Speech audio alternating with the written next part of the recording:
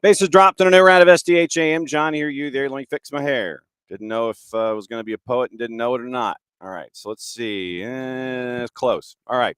Wall Pass Wednesday. Anything's on the table. But we do have a lot of things that we need to get into. We do have matches in MLS in the midweek. We've got to go over what happened last night, Sudamericana, and set up Sudamericana and what happened last night, Libertadores. We've got a lot of Cup action today. We had Cup action yesterday. There's a lot of news out of USL.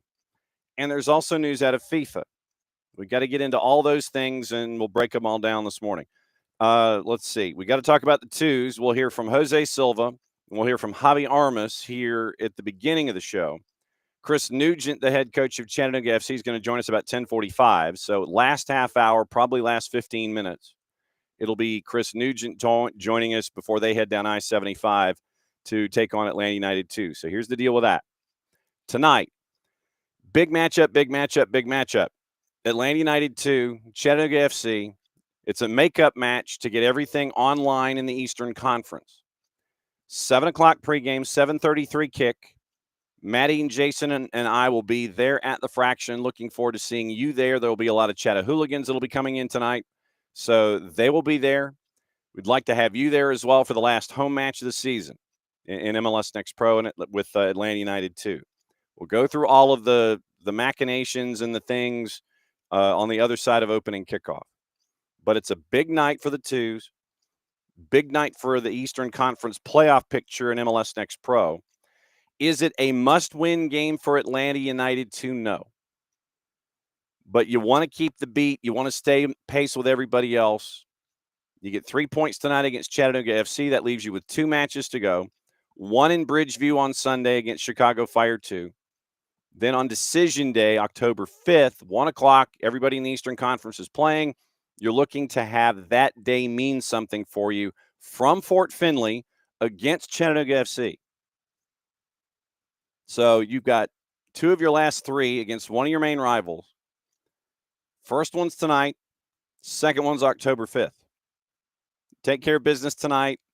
1 point out of the playoff picture.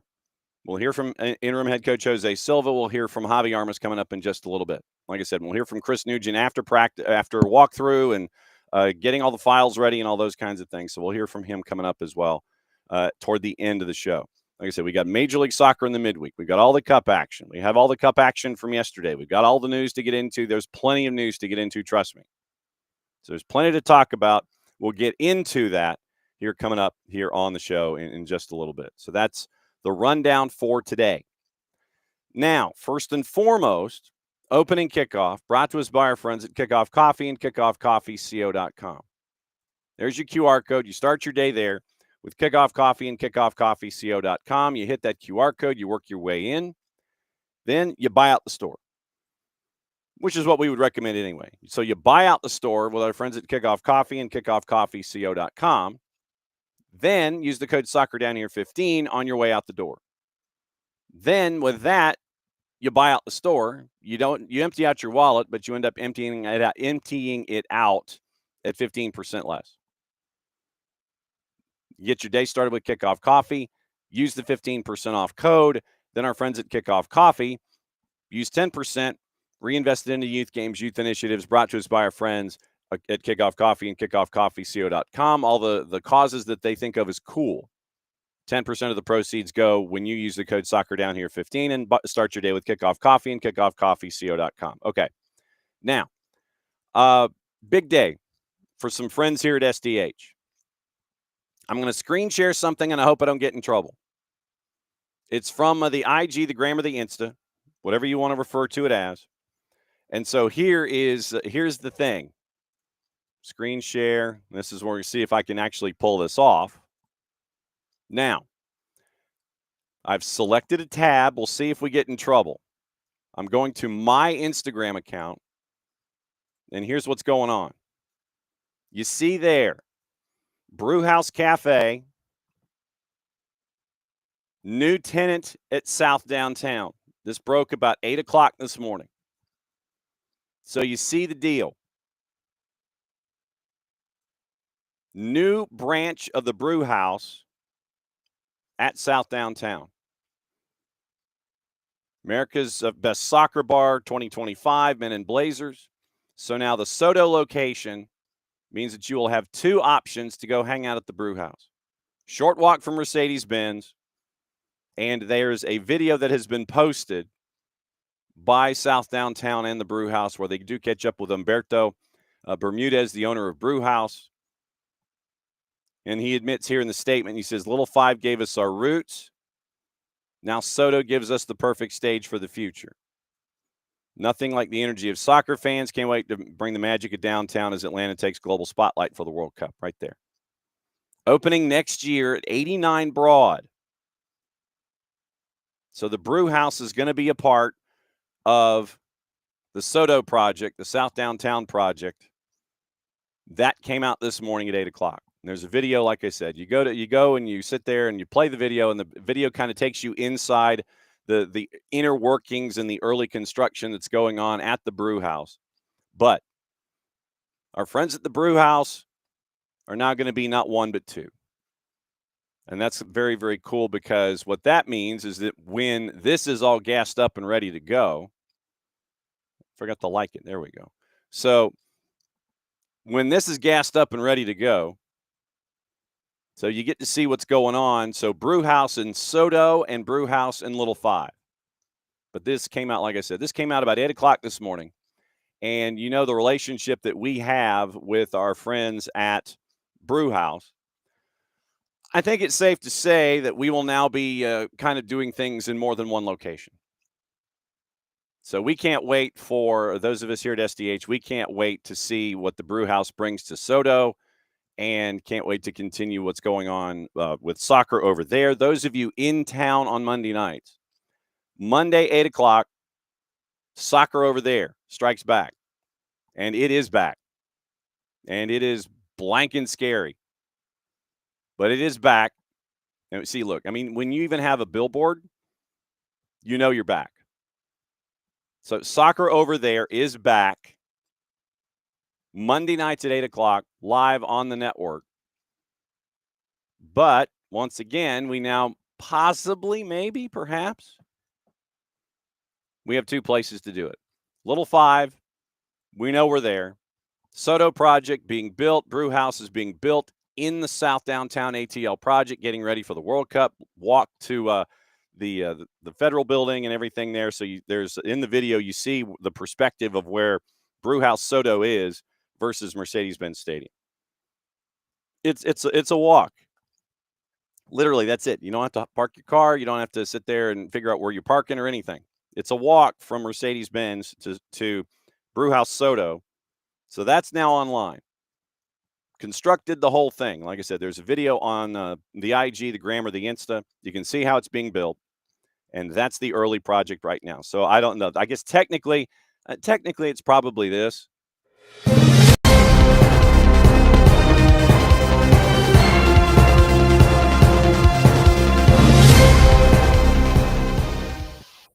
So I figured I'd go ahead and play that. But yeah, breaking news. Brewhouse number 2, Soto project, under construction, opening in 26. So we love what the Brewhouse has been able to do for the game. We love the relationship that we have with them, and we can't wait to see how this continues to grow and develop and go from there. But so there it is. That's your breaking news. As of 8 o'clock this morning, Soto project announces, the South Downtown ATL project announces Brewhouse Cafe number 2 is going to be there.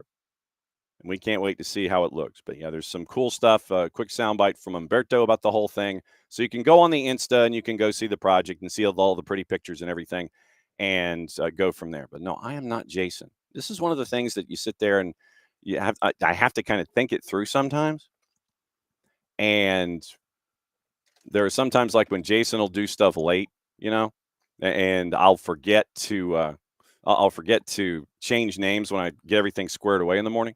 But anyway, see, now it's official. Now I'm back to being me. I'm not Jason, But the breaking news, once again, Brewhouse 2, Soto, Atlanta, the Soto ATL, South Downtown ATL project. Looking forward to that and all the relationships that are there. So anyway, that's opening kickoff, brought to us by our friends at Kickoff Coffee and kickoffcoffeeco.com. That's your QR code.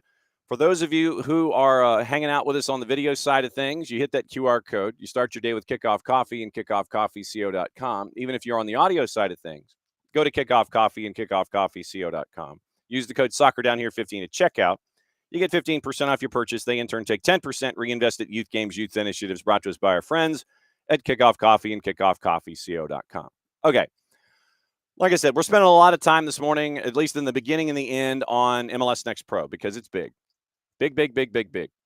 For Atlanta United 2, this deep in the season, to be involved in a playoff run and a playoff chase, this is where we are right now.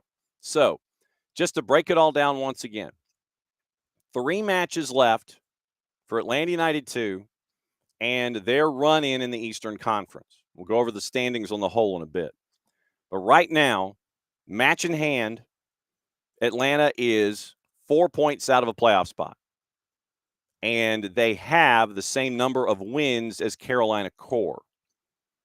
If they were to have the same number of wins as TFC2 at 10 wins, then they obviously would be in the playoff picture already. But right now, same number of wins as Carolina Core, who's in the 8, and they're 4 points behind Core at the moment.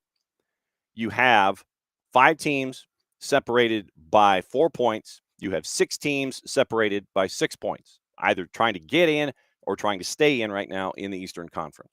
Now, tonight, 7 o'clock pregame from the Fraction. Be there if you can. Regular season home finale for Atlanta United 2. And we'll have everything pregame. We'll set the table. You'll hear interviews, and we'll get you ready. I think we might even have some special guests drop by. But right now, as things stand, 4 points back, match in hand, Chattanooga comes to town. We'll go into the machinations in a bit. Before the match tonight, yesterday, as part of the production call for MLS Next Pro, Apple TV, and us, we caught up with folks. And so here are the interviews that we had. First up, it is catching up with Jose Silva and finding out what's on his mind as you get ready for this matchup tonight. Atlanta United 2, this deep in the season, 3 matches to go. I don't think we have gone this deep into the season where playoffs have been a part of the discussion. It is now. This run that Atlanta United 2 has been on over the last couple of months has gotten them to this point. So here's the conversation that we had yesterday with Jose Silva, the interim head coach, about this matchup tonight, and we'll find out what's on the mind of the man in charge on the touchline. Here's our catch-up with Jose Silva. Next one's in the midweek, coming up against Chattanooga. Everybody knows what the rivalry's like. What has stuck in your brain from another gutsy win on the road when you really needed to have another win on the road? I mean, really positive, no? The players did really good to defend that first goal. It was a difficult game where Crown Legacy tried. He was so intense in the way that they were pressing. It was difficult for us to keep the ball. And at the same time, when we don't have it, it was also difficult to get it away with our pressing. And the main thing I take from the game, the guys know how to adapt to a different environment than we present, and we defend really good around the box. All right, so let me start at the very back and work my way forward here a little bit. You're up 1-0, you get the early goal, and then you have to have Jono go up against PK, go mano a mano. When you look at Jono and what he has been able to accomplish this year and his growth curve, what was it like to see him in that moment come up big? I mean, for us, really important. We love Jono.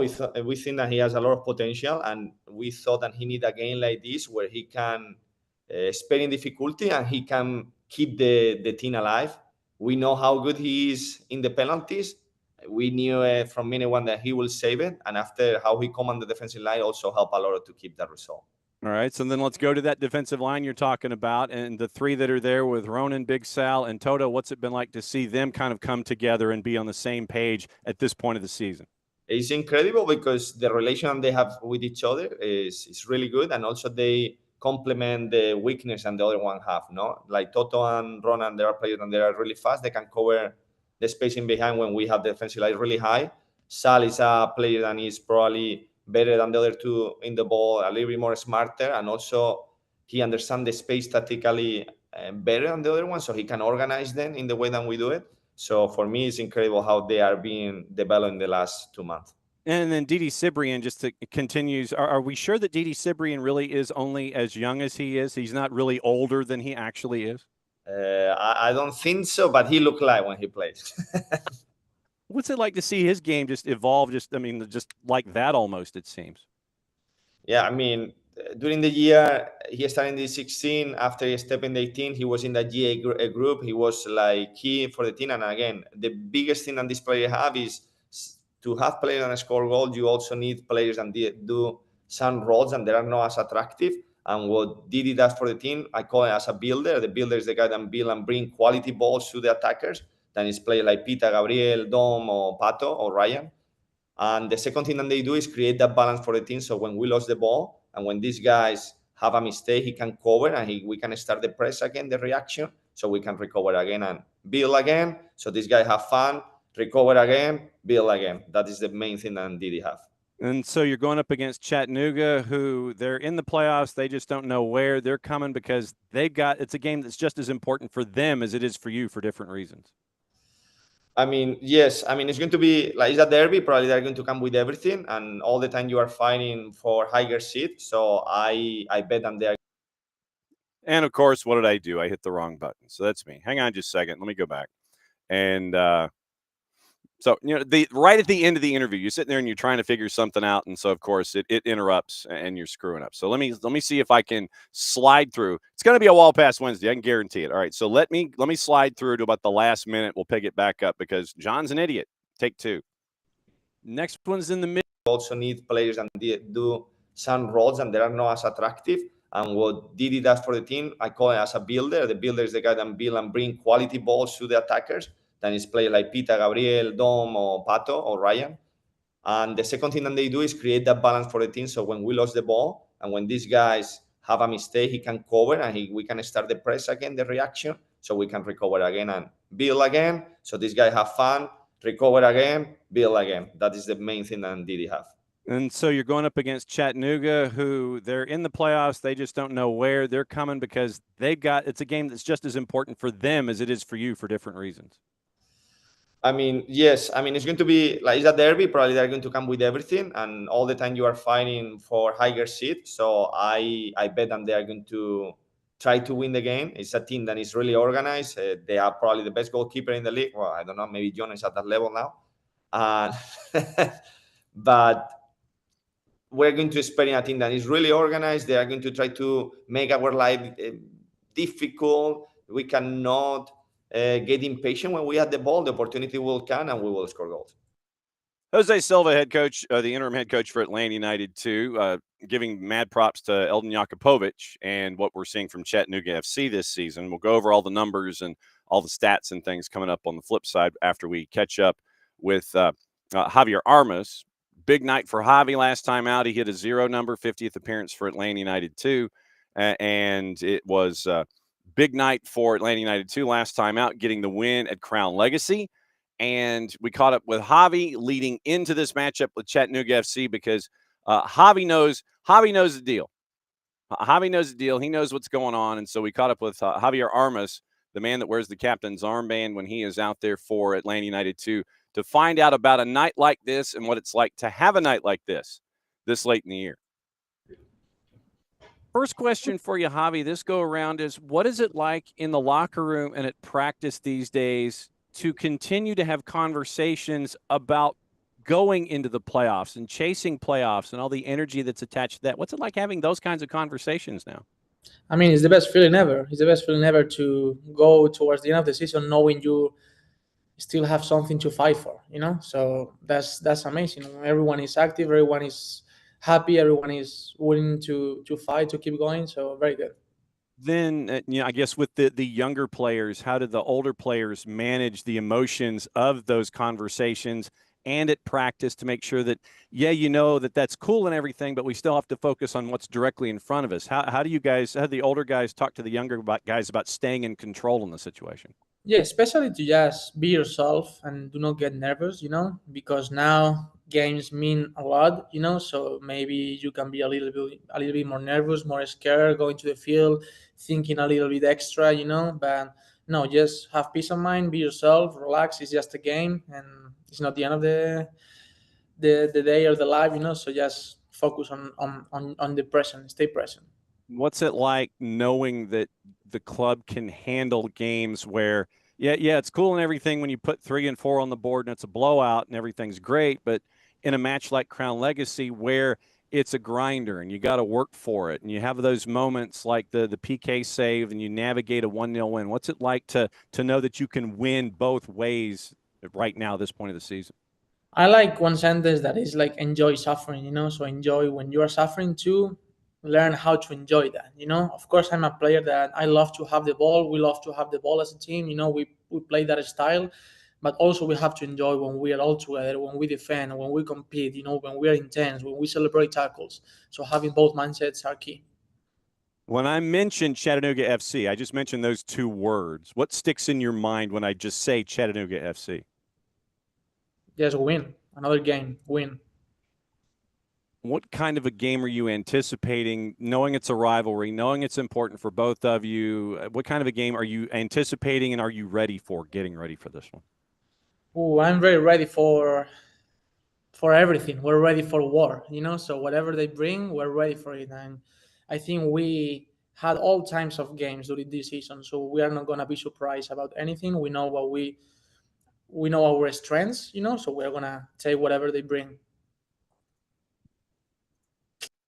Javi Armas hanging out with us yesterday morning. Yesterday morning? Was it yesterday morning? Morning. Yes, after the show yesterday. And so getting ready for Atlanta United 2, Chattanooga FC. That is tonight, 7 o'clock pregame here on the network, soccerdownhere.mixler.com, and also at soccerdownhere.net. You go into the listen tab, and then when we have things that are live, you'll see like a big, shiny red button that's kind of glowing. And you hit that, and you go into our particular channel, and you get to listen to it that way. So once again, our Mixler channel at soccerdownhere.mixler.com or at soccerdownhere.net. Go into the listen section, and you can pick it up that way tonight. So big matchup, 7 o'clock pregame. Special guests planned. We'll see. And then 7:33 kick, Maddie and Jason, and I'll be with you navigating through pregame and halftime, and we'll get you ready for everything going on tonight in MLS Next Pro. So now, here's the deal. And it's a big deal. Conference standings in the East, because, in the interviews, we mentioned that it's big for both of these teams for different reasons. Here's the why. In the East right now, Red Bulls 2 are in. We don't know the where. 2 matches to go. They are at 55 points. Union 2 are second at 52. Revs are third at 51. That's your first group. That's the lead pack right now. They're all in their own little world. Huntsville City Football Club, Chicago Fire 2. Identical records, 46 points. Huntsville City has a margin of +4 to the good when it comes to goal difference. Now remember, tiebreakers, wins, goal difference, goals scored. And then you go down the rabbit hole from there. So right now, Huntsville's at 46. Fire 2 at 46. Huntsville is +18 in goals scored, goal difference. Fire 2 are at +14. We got to keep an eye on this one, and those two and what's going on in their brain, because after tonight, regardless of result, Atlanta United 2 goes to Bridgeview to take on the Fire Sunday afternoon. And obviously we'll have that matchup for you on the network as well. And we will walk you through the next to last game of the regular season from Bridgeview. But obviously for us, first things first, life in the Eastern Conference. 45 points is where Chattanooga FC gets into the picture. They're in 6th. Chris Nugent set to join us in the last half hour of the show as he's wrapping up things this morning, and they're getting ready. It's probably a walkthrough and last little bits. He might be on the bus, might be in the office, but Chris Nugent set to join us around 10:45. That's the plan, to catch up with them and Chattanooga FC before they come down I-75 to hang out at the Fraction tonight. So right there, that is your chase group. Huntsville's at 46. Chicago Fire 2's at 46. Huntsville's got better goal difference by 4. Had to go to the second tiebreaker, identical records, 12, 8, 6, and 4. The Fire, by the way, have scored 64 goals this year. That's insane. Chattanooga FC, 45 points, match in hand, and they are chasing after that 12th win. And they would be third in the mix if Huntsville, Chicago Fire, and Chattanooga FC were tied on points. They are third in the goal difference category. So they would have to, if they win any of their matches going, then they could go as high as 4th with a handful of matches to go, 2 of their last 3 against Atlanta United 2. So if they win, they probably can have an outside shot at 4, and they can hang on to 4.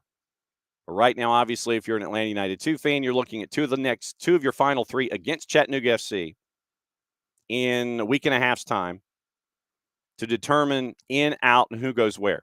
Those 6 teams, Red Bulls Union, Revs, Huntsville City, Chicago Fire, and Chattanooga FC, they're in. We just don't know the where. Now the fun begins. 38 points right now, Toronto FC 2 and Carolina Core. Core is 2 less wins on the board. I know you didn't think there was going to be math on the morning show, did you? So, once again, first tiebreaker is wins. Toronto FC 2, 7th place, 38 points, 10 wins.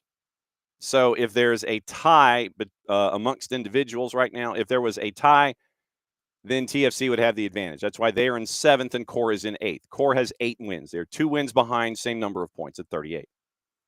So that's where things are. Those are your top 8 in the Eastern Conference in MLS Next Pro. Then we talk about that group. 6 teams separated by 6 points, 5 teams separated by 4. The group that Atlanta United 2 is in. NYCFC 2 right now, 35 points, 9 wins. Same with Orlando City B. NYCFC 2 has a far superior goal difference, even though it is on the minus side. The Pigeons are at -6. OCB, when they lose badly. They are at a -14. So that's 9 and 10. Atlanta United 2 comes into the discussion right here.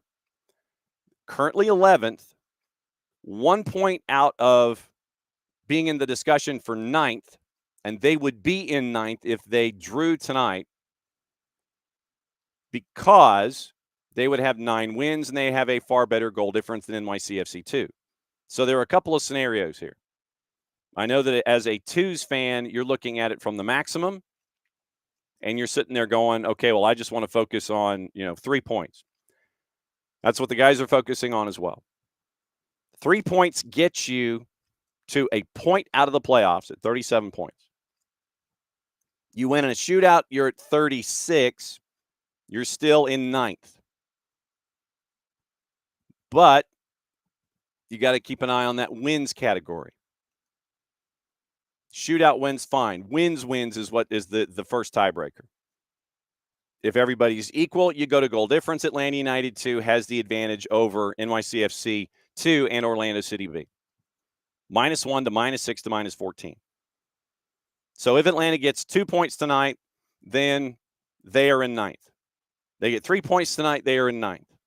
They get 1 point tonight, they're also in 9th. But they're 3 points back. So you're focusing on getting 3 points. If you get 3 points, you take care of business in 90 minutes. You're 1 point out of the playoff picture with 2 to go. Trip to Bridgeview, trip to Chattanooga on decision day. 2 points, you're in 9th, but you're 2 points out of a playoff spot. 1 point, you're in 9th, but you're 3 points out of a playoff spot with 2 matches to go, and then you basically just have to run the table at that point. You've got to win in Bridgeview. And we know where the Fire are right now, as they're in 5th, and they're in that fight of 4, 5, 6. Just take care of business at home for the last home match of the regular season. Then the last 2 matches, you can kind of work your math and figure out, okay, what do we need to do? But you are going midweek home game, Bridgeview, Sunday. You got to navigate that as well. I would anticipate that this is going to be as starting 11s go. We can figure out what's going on with Atlanta United at that point. which reminds me, I got to figure out what's going on with Atlanta United this weekend and figure out if we can get Brad Feldman back on the show. So this is where my brain functions on Wednesdays. I know that's a different thing for you, but that's the rundown in the Eastern Conference of MLS Next Pro. Technically, FC Cincinnati 2 is a part of the discussion at 6 wins, 32 points, but they basically need to win all 3 of their remaining games. Or if they win 2, they're at 8, and then you get into goal difference, and they're behind Carolina Core, but you would think that closes up a little bit because it would be 7 behind Core if they won only 2 of 3 and got to 38 points. Everybody else would have to lose out.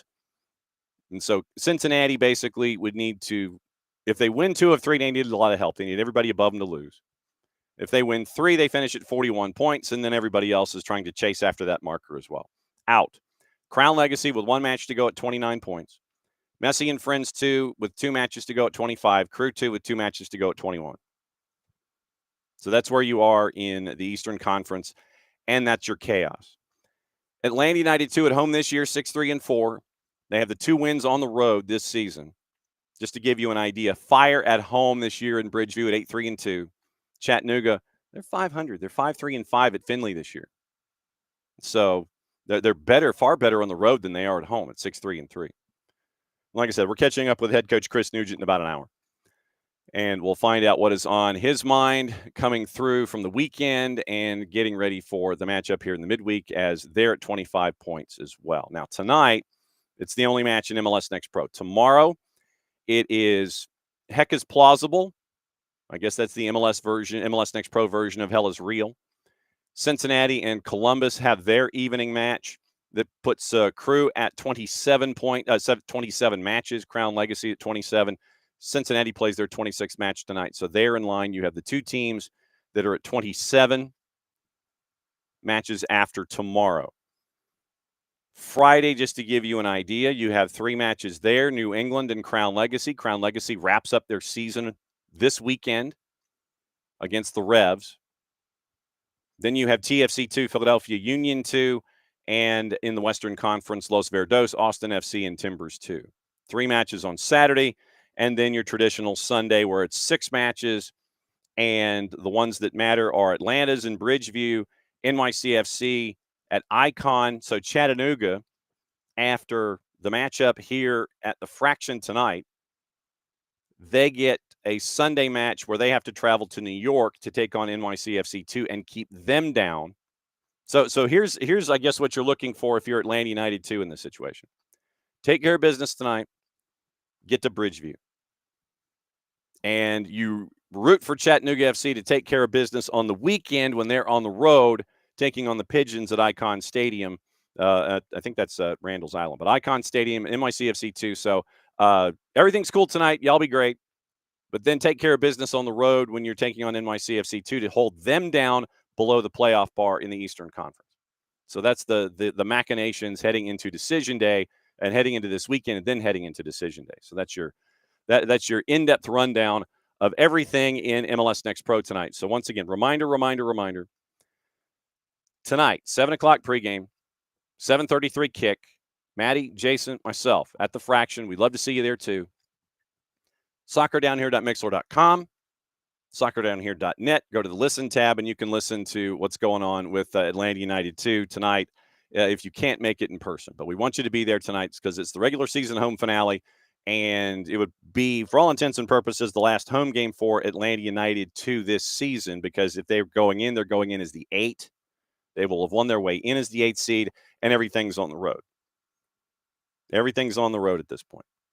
So if you're into the postseason, it's all on the road because you're the 8th seed and you're the guy that they pick to be the team that you would take on in the first round of the playoffs. Because remember, it's pick your poison. Really hadn't worked out really well for some folks when they pick their poison in these situations. But wouldn't surprise me if Red Bulls picked the 8. Wouldn't surprise me if Philly picked the 7. And then for New England, I don't know if New England, if things stood, if New England probably would take Chattanooga, although Huntsville, they might be encouraged to take on the Fire just so you'd have Huntsville and Chattanooga going at it in the first round of the playoffs in MLS Next Pro, but we'll see. So that's a rundown for tonight. in MLS Next Pro. Whew. Be there tonight, bottom line. That's the basic thing. So that's your rundown for Atlanta United 2. We have put out the bat signal to folks, and we'll see if they're out and around, and we can continue the discussion about Atlanta United 2. Okay, speaking of the big league, they have activity going on this evening, and it is once again for folks to catch up and find out what's going on as they're making matches up as well, and it's a couple of matches. You have two that are on the board. It is NYC and Messi and Friends, and you've got Cascadia with Vancouver and Portland. So those are the ones tonight that are on the board. NYC and Messi and Friends, you look at the standings right now in the Eastern Conference as everybody's chasing. And NYC right now is in fourth. They are in, we just don't know the where. We just don't know the where with NYC. Philly's in, Cincy's in, Charlotte's in, NYC is in, just don't know the where. Philly is 2 points clear of Cincinnati, 60 points to 58. Then the chase group. And it's a hell of a chase group. 6 teams, 3 points. We talked to Casey White about it yesterday. Charlotte's at 53, 17 wins. NYC is at 53, and they're at 53 points with a goal difference of plus 11 at 16 wins. Match in hand. That gets taken care of tonight. Miami still has either 2 or 3 matches in hand, so their midweek weekend will continue for the remainder of the month. They have 6 matches, I believe, in the month of September alone. So NYC right now, 16 wins, they're in 4th. Messi and Friends, 52 points, they're in 5th. 2 or 3 matches in hand, they've got some navigating to do. Still nothing official from Messi and Friends about the retirement that is anticipated of Sergi Busquets. Javier Mascherano was asked about it yesterday at practice, and he said that there was nothing official, basically. He just kind of, no, we don't know nothing. Nothing officially has been announced. It's more of the present tense response for Javier Mascherano. Purple team is at 51 points in 6th. Nashville's at 50 points in 7th. They have 2 more wins than Columbus. So Charlotte, NYC, Messi and Friends, Purple team, Nashville, and Columbus, all separated by 3 points. That's 3 through 8 in the Eastern Conference. Then you have the decision for 9, Fire or Red Bulls. Fire north of the bar right now at 9 at 45 points. Match in hand with everybody around them. Right now, Red Bulls are in 10th at 43. And then everybody else is eliminated. New England, Toronto, Atlanta, DC United, and Montreal. Western Conference, San Diego, they are on top at 57 points. They're in, don't know the where. Vancouver at 55 points, 2 matches in hand on San Diego and Minnesota. Minnesota's at 54 points behind them in the standings. LAFC, 2 matches in hand. They're at 50 points. 9-4-2 at BMO, by the way, after the home and home series with RSL this past weekend. That's your first group. Second group, Seattle 45. Like I said, we'll talk to Nico Moreno about Seattle tomorrow. Is there a goalkeeper controversy? I don't know if there necessarily is, but Andrew Thomas is not making it easy for Stefan Fry to be the number 1 dude. We'll get into contract discussions. Paul Rothrock is in discussion. You've got a lot of guys that are trying to figure out what their futures are in Seattle, and they laid a clunker on the past weekend, so we'll get into that with Nico and a couple of other things. Austin's at 44 points there at the 6th. Portland's at 7th at 42. And so right now you've got Vancouver with a match in hand on Portland. Portland will be playing match 31. Vancouver playing match number 30. Portland at 42 points there in 7th. Colorado at 39, and this is your other chase group. You have 5 teams separated by 5 points either to get in or stay in the Western Conference. Colorado at 39. Dallas at 37. That's your playoffs. Houston's at 36 at 31 matches. Dallas with a match in hand. They've only played 30. San Jose's at 35. RSL's at 34. 5 teams, 5 points. Then you have a bit of a drop where it's all caps at 28, and they're on the verge of being eliminated. Sporting's at 27, and LAG is at 21 with a record of 4-17-9. They've given up 61 goals this season. That is not the worst in Major League Soccer. Kansas City has given up 63 with their horrendous start. But LAG has only scored 37 goals in 21 matches this year. So that's your rundown tonight of the activity in the parent league, in the big league. And so you end up with new team page. I don't want the new team page. So tonight in Major League Soccer, your juice boxes with these two matchups. NYC, by the way, is a favorite on the plus side at a plus 123. Messi and friends are a plus 179. Your draws a plus 292. Vancouver favored on the minus side at home at a minus 147. Draws a plus 320. And the Timbers are a plus 336. So that's your rundown of those matches tonight. Let me just see. Let me see. Do we have? We do. Tonight, actual juice boxes on the twos. Twos are an even money plus 100. Chattanooga on the road a plus 200. Draws a plus 264. So the twos are favored tonight in the juice boxes. So we'll keep an eye out for that as we go. All right. Setting up the other news that has happened. Like I said, there's a lot of stuff going on in USL. And there's one piece of news that I wanted to get into from Major League Soccer having to do with RSL. And it was something that we didn't get into in Cards and Calls yesterday with Bart.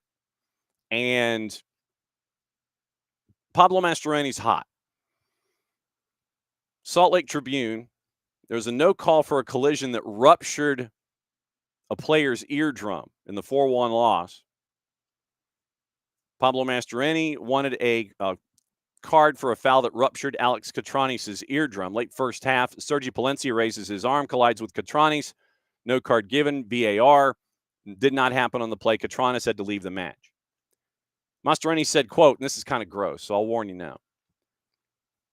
You can hear the elbow or the arm to the face, and then we have to sub out Catranis because he ruptured his eardrum.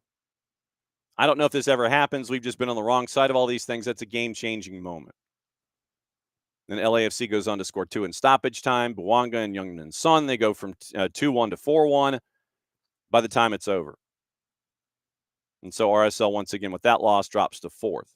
But Pablo Mastroeni was hot about not getting a call or a VAR review, video assistant referee, VAR review. I wanted to make sure I wasn't doing it like RBI. So Pablo Mastroeni didn't get a card issued to Sergi Palencia for apparently rupturing Alex Catranis' eardrum. And so Pablo Mastroeni was hot about that. In the USL, there's some things, and we'll get into all the results from yesterday and get you into cup competitions and news for this morning as well. But there have been a couple of things come across our bow in USL. If you missed it, and we'll talk to Kaylor Hodges hopefully next week, and we can kind of break everything down there. If you missed it, Greenville has their first round of artist renderings for the new stadium in Malden.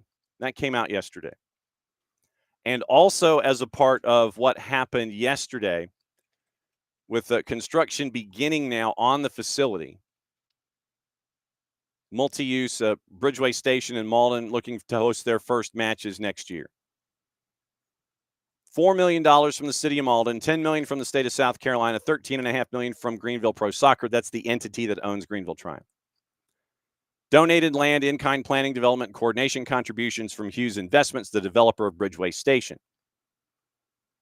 And Wallace Cheeves, chairman of Greenville Pro Soccer, had the statement that was on the Greenville website, Greenville Triumph website.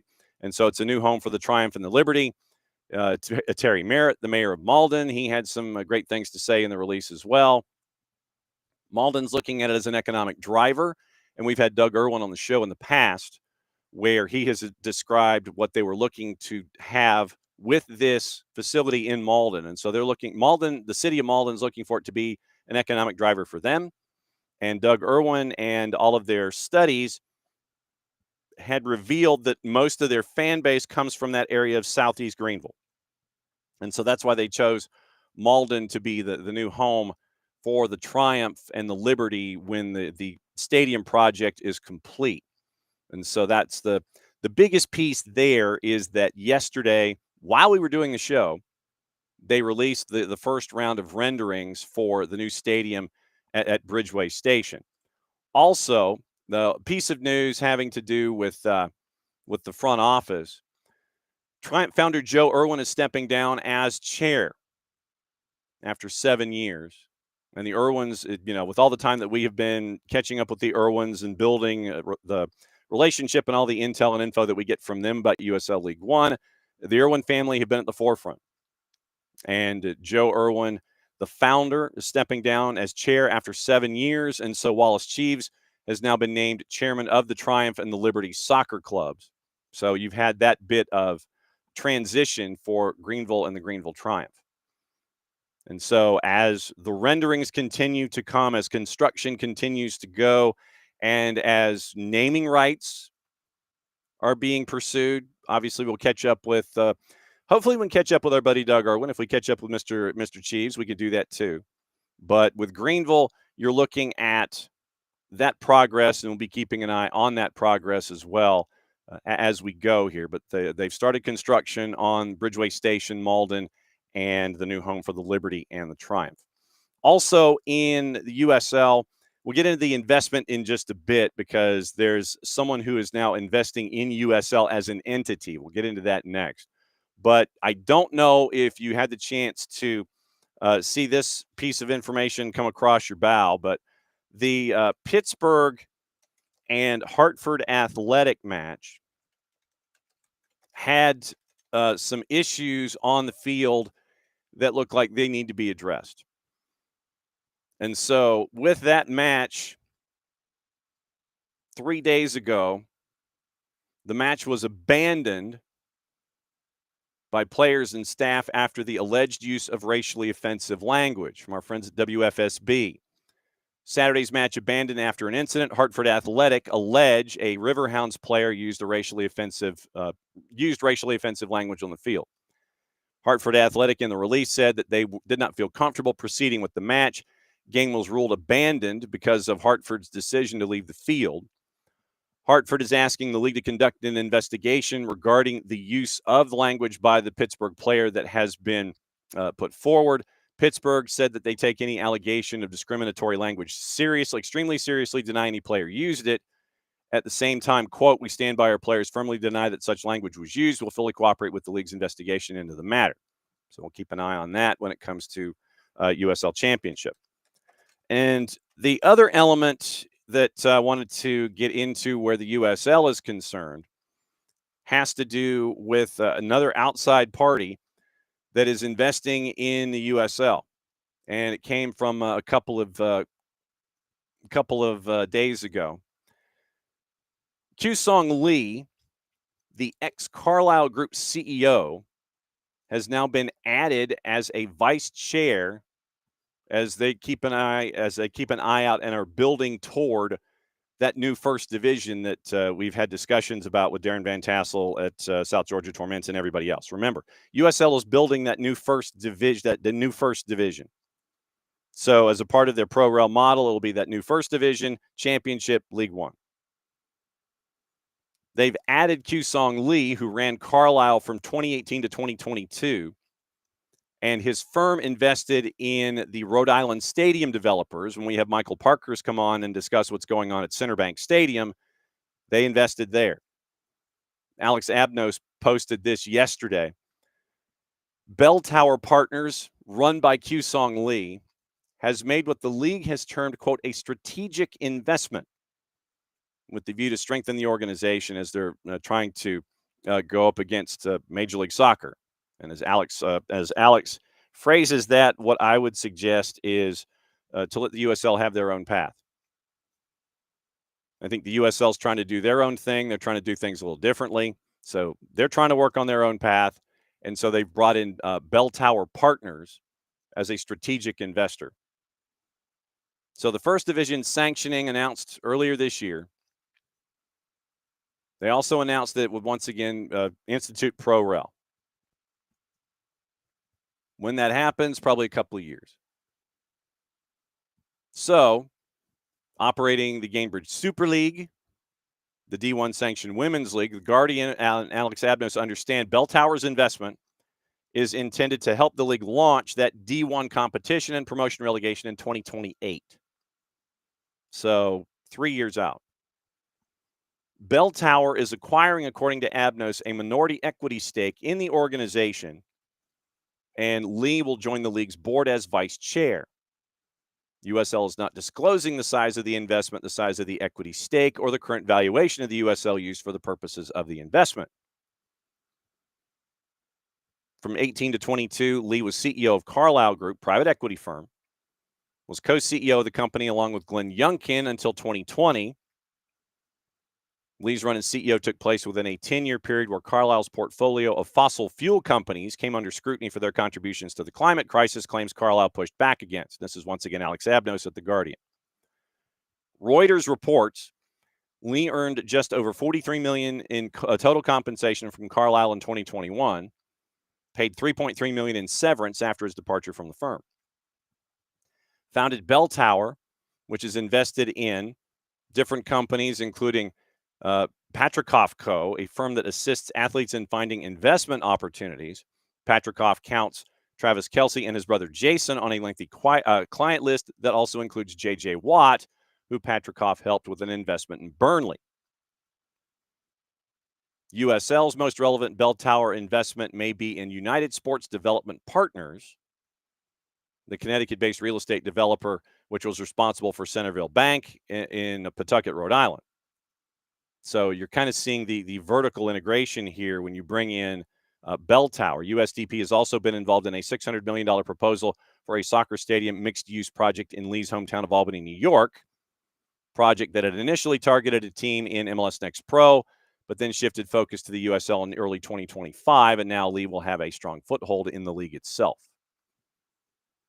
So Q-Song Lee, ex-Carlyle Group CEO, his Bell Tower Partners has a strategic investment in USL as they prepare for that new D1 league in 2028. So that's that was the other piece of news in the world of the very, very busy world of the USL coming forward. Looks like the Camp Nou is getting closer. They had a media event yesterday. Local authorities are there. Camp Nou, everybody with Barca says, yeah, Camp Nou's ready. Local officials are like, not so fast, my friend. Yeah, Barca wants to get into the building because they need to have the revenue with the big matchups. They need to get into the Camp Nou or the Spotify new camp, or however you wish to phrase it. And it looks like they're still working on the upper tank. Laia Cervello, Herrero, and Paul Balous. Looks like they were a part of the event yesterday. Barca has had to host 2 La Liga matches at the 6,000-seat capacity Estadio Johan Cruyff. And on Sunday, they're facing Real Sociedad at the Estadio Olympique Luis Companys, where they've been the last 2 years, in Montjuic. Revealed on Tuesday evening that they were going to be having the Real Sociedad game at the Olympic Stadium. That morning was when they invited everybody to the Spotify new camp to see how the stadium looks. Hey, it's ready, isn't it? You look in the upper tank, there's a photo that's been posted where they're still constructing. In the 1, 2, 300 suite levels, so probably the 400, what would be the 400 level? So the picture that's in the Athletic, 100, 200, 300, they look fine. Then you have the suites that have scaffolding and the 400 level that is still being constructed. The Barca's like, yeah, man, we're good. We want to go in. This was in the article. I saw this quote in the article, and I'm like, okay. So Vice President Elena Fort, and I got to hydrate for this one.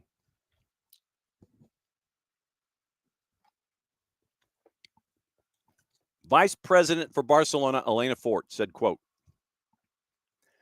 just because the stadium isn't finished doesn't mean it isn't safe. The Spotify Camp Nou is the safest stadium in all of Spain. You can play in the stadium.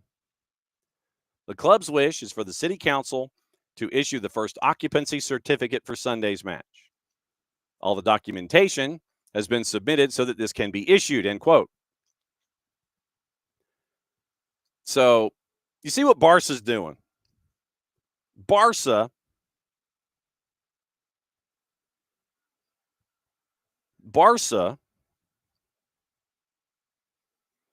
they're like, yeah, we're ready to go. If they're like, yeah. Just because the stadium isn't finished doesn't mean it isn't safe. If that isn't a double negative, I don't know what is. Just because the stadium isn't finished doesn't mean it isn't safe. The Spotify Camp Nou is the safest stadium in all of Spain. You can play in the stadium. The club's wish, and this isn't self-fulfilling prophecy or laying it all out there on the table. This is Barca putting their chips in the middle. This is John Malkovich and Rounders. I will splash the pot whenever I please. They're like the John Malkovich character in Rounders. Splashing the pot. That's what they're doing. And it appears that the city of Barcelona is more like the Matt Damon character. Quoting the article from Herrero and Balús. Barcelona City Council called a press event of their own in response. And their take was very different. So the Camp Nou is on the inside. Everybody's all shiny, and they still have cranes and stuff up in the 400 level and the suite level trying to get it constructed and all that kind of stuff. Herrera and Balús were unable to see any of the fan entrances. Visitors' changing rooms clearly looked unfinished. Ford insisted they were usable, though, even if they were not aesthetically pleasing. Quote, now it only depends on the city council. We have presented all the legally required documentation with all the deficiencies corrected. Barca have the obligation to ask for the Camp Nou to be reopened. We expect maximum complicity. Today, we should have received first occupancy license, and here we are.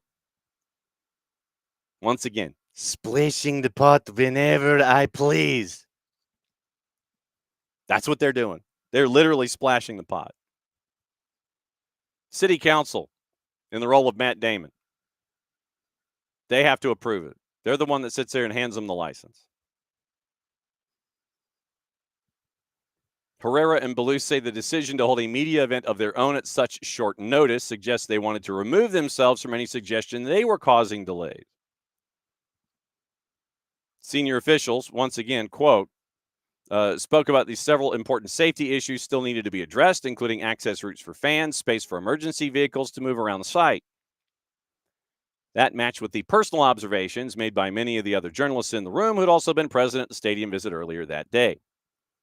Officials were most of all keen to stress that nothing would be rushed and that everything would follow proper processes. Barcelona Deputy Mayor Laia Bonet, quote, we share the same will with the club, which is for Barca to return to the stadium as soon as possible. But the city council needs to guarantee the safety of every fan. This is our priority. We have to make sure all the professionals and technicians can work as rigorously as possible. Sebastián Massagué, Director of Civil Protection, quote, we have spotted different elements that need to be fixed and that have an impact on the safety and security of the stadium. When all those issues are fixed and resolved, the city council would have to check and validate it to finally grant the partial occupation license to host 27,000 people. Officials also confirmed no test event would need to be held before Barca invites fans to return to the ground. Check. Teddy's checking right now. So when is this going to open? Nobody knows. Barca splashing the pot. The city, check. The city said that the city didn't give an indication of any kind of a time frame. None whatsoever. Depends on Barca fixing those issues. And as of right now, Montjuic gets Real Sociedad and PSG. The PSG match was the one that the club was highlighting about showcasing the new stadium because they wanted to get folks in to the new barn for this match in Champions League. You get PSG in for Champions League, that's where you're playing Champions League, in all those places. Oh, boy. First team sources consulted by The Athletic in recent weeks didn't seem to be too worried. They recognized the absurdity of the situation, said the team would be ready to perform. How damaging is this for Barca? Header. A call could have been taken in the summer to wait another 6 months before returning to the Camp Nou, allowing more time to proceed with work. In mid-August, Barcelona deputy mayor Albert Batlle publicly called for that. Joan Laporta's presidency, they referenced. Biggest example is the Levers policy, which has raised short-term money for transfers, yet to resolve the long-term financial issues that Laporta and the team inherited. Laporta has repeatedly said, returning to the Camp Nou, which will have a capacity of 105,000 when finished, as soon as possible, is crucial to boost their troubled finances. Hasn't stopped them from selling suites that don't exist to try to help out in PSR. Back in 23, the club estimated playing one season at Montjuic would have cost them about 90 million euro in lost match day and related revenues. 2 seasons away. So you multiply that out, it's 180 million euro. But that's probably a conservative estimate. Next up, FIFA. FIFA has decided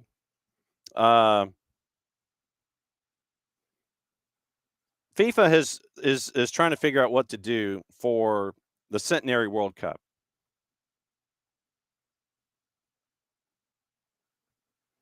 What are they going to do? How are they going to be different? You know, what are they going to do? So Adam Crafton was a very busy man. FIFA held discussions yesterday about expanding the Men's World Cup to 64 teams in 2030. 64 teams. 64 teams in 2030. I'm not kidding. So you end up with the possibility of 64 teams. And right now, it's just the idea stage. I mean, let me preface it by this. But it is an idea that has been floated more than once. 48 teams this go around coming up next year, 2030. The question was posed by FIFA. How do we make this a celebration? How do we make it different? And so in meetings reinforced in New York City earlier this week, the pitch has been made to expand the field to 64. Formal pitch from the delegation of influential South American leaders. Heads of state from Paraguay and Uruguay, senior football execs from CONMEBOL, and the head of the Argentine Football Association. During meetings at FIFA's NYC headquarters, Gianni Infantino General Secretary Matthias Grafström received a number of politicians and football execs from Paraguay, Argentina, and Uruguay. Alejandro Dominguez, president of CONMEBOL, FIFA VP, led the discussions on behalf of the visiting delegation, joined by National President Santi Peña of Paraguay, Yamandu Orsi of Uruguay, AFA Chief Chiqui Tapia and his Paraguay and Uruguay counterparts, Robert Harrison and Nacho Alonso, also present. Argentina's head of state, Javier Milei, was not in attendance, occupied by a meeting with the current economic situation. Further meetings are scheduled for this week. 64-team idea first presented by Uruguayan football president Ignacio Alonso during a FIFA council meeting in March, according to the New York Times. Proposal surprised many on the call, but FIFA says it has a duty to consider ideas presented at its council. In April, Dominguez pitched the idea to CONMEBOL's Congress, said the 64-team concept would be a one-off to mark the 100th anniversary of the first Men's World Cup, which took place in Uruguay in 1930. FIFA Congress in May. Held in Paraguay, Dominguez urged FIFA to think about a unique approach for the Centenary World Cup. Compared how a person might celebrate a 49th or 51st birthday differently from a 50th, saying dispensation should be made for special events. Quote from Dominguez, I'd like to invite you to reflect together so we can do something that the world is waiting for, that the football community deserves. It's what football teaches us to play as a team. Infantino at the same Congress, quote, I want to underline the words of Alejandro. He told all of us to think on how we can really celebrate it in a way it deserves to be celebrated, so every idea is a good idea. Grafström. tells reporters at the FIFA Congress, presidents of CONMEBOL and FIFA, quote, posed an open question about the Centenary World Cup. All ideas are welcome, but no specific ideas have been discussed. 16 to 24 teams in 82, 32 nations in 98, 48 this go-around. A 64-team competition would mean more than 30% of FIFA's 211 national teams would compete.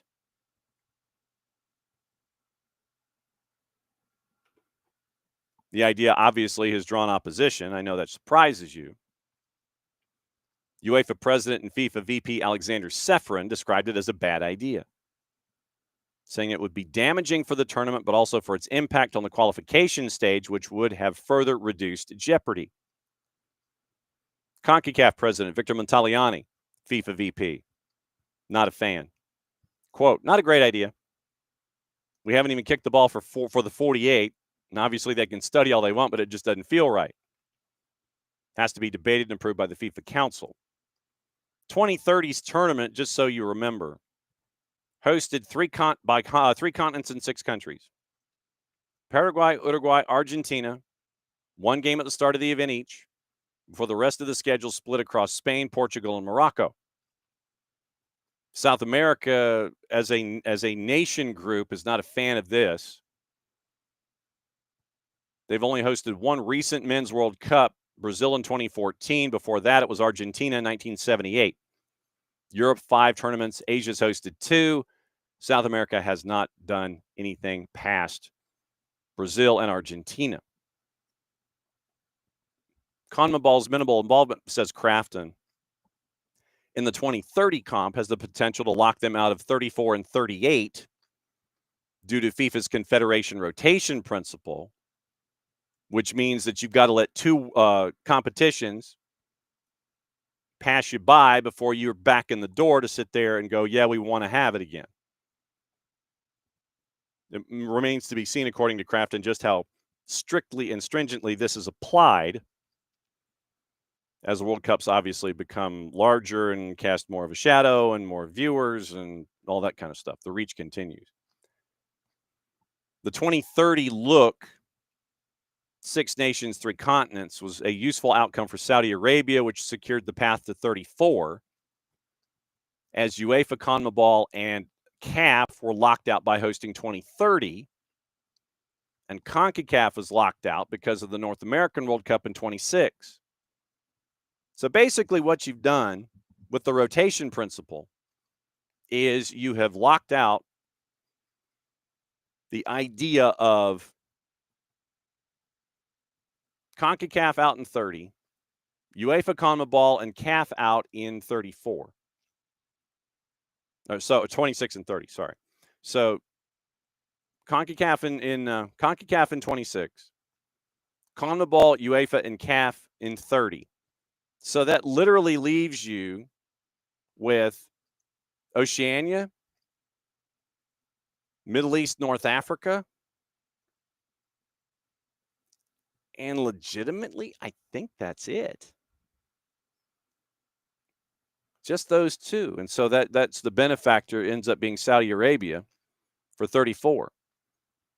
And so now South America is trying to figure out, okay, since we're locked out by 38, how about we expand it to 64 in 2030?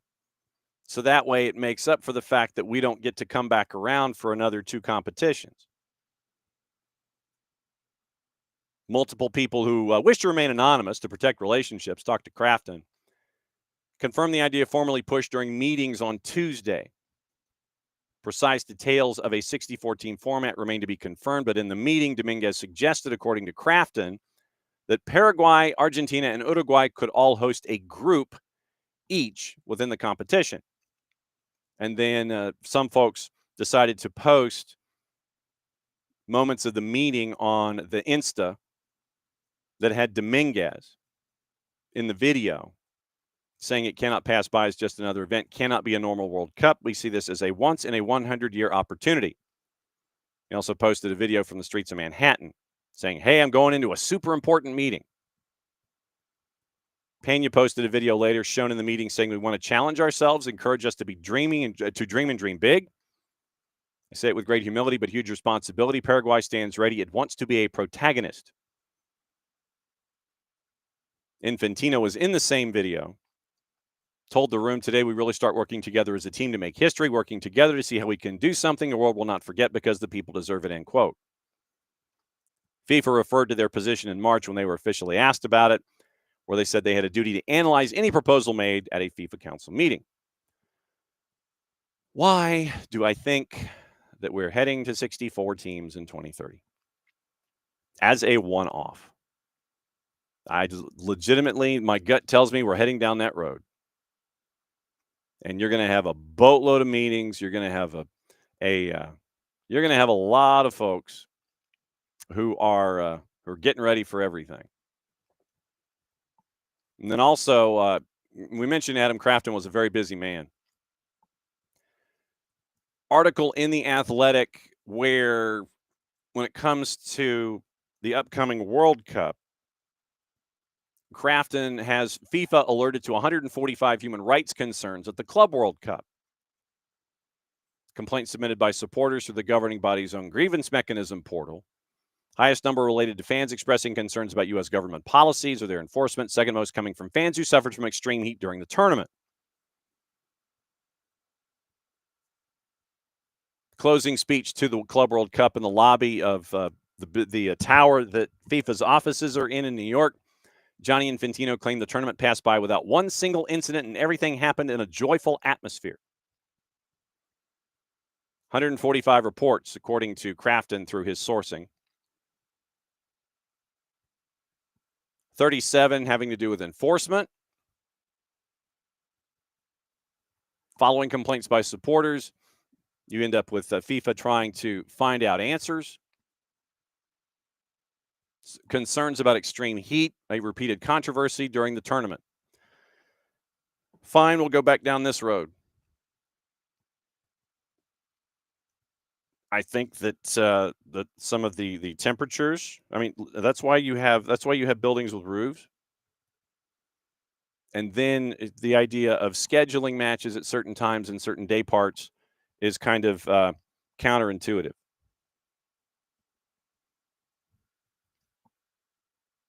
One game in Cincinnati was so hot, according to Crafton, Borussia Dortmund substitutes watched the game indoors. Players complained about the heat, particularly in games scheduled for midday and during the afternoon. Athletic reported in June, long lines formed at some venues for water fountains, expensive concession prices. Fans tried to move seats or move indoors some of the games during the heat wave. FIFA opened 25 investigations following reports about conditions deemed unsafe by fans due to the heat. 20 or more complaints about accessibility issues and discrimination, a dozen complaints relating to workers' rights, 10 with safeguarding issues, 5 investigations into harassment, 4 into the freedom of speech category and excessive use of force, 3 complaints made about an alleged failure to provide for freedom of religion. Supporters at Monterrey's Club World Cup last 16 game against Borussia Dortmund, warned by FIFA, could be suspended because of chants that were heard. And then remember Antonio Rudiger with Real Madrid and Pachuca, where alleged he was racially abused by Pachuca defender Gustavo Cabral. Investigation into the incident closed because of a lack of evidence, according to the AP. So, once again, Adam Crafton, very, very busy man. South Africa has not appeared in a World Cup since the country hosted the tournament in 2010. They're on top of Group C in the AFCON after 8 matches, 2 left to play, Rwanda and Zimbabwe. South Africa, 17 points, 3 clear of Benin, 6 clear of Nigeria, and Rwanda. Winners of each of the 9 groups automatically qualify. However, only the 4 best second-place finishers get a second bite going into the playoff round. Finishing at top is important. South Africa's position has become perilous, according to Crafton, because it has emerged the team fielded an ineligible player by playing midfielder Teboho Mokoena during the win over Lesotho in a group stage qualifier in March. He was not permitted to play, having received 2 yellow cards previously in qualification, which equals an automatic 1-match suspension. South Africa Football Association Chief Exec Lydia Monyepal told reporters last week SAFA had received correspondence from FIFA on the matter.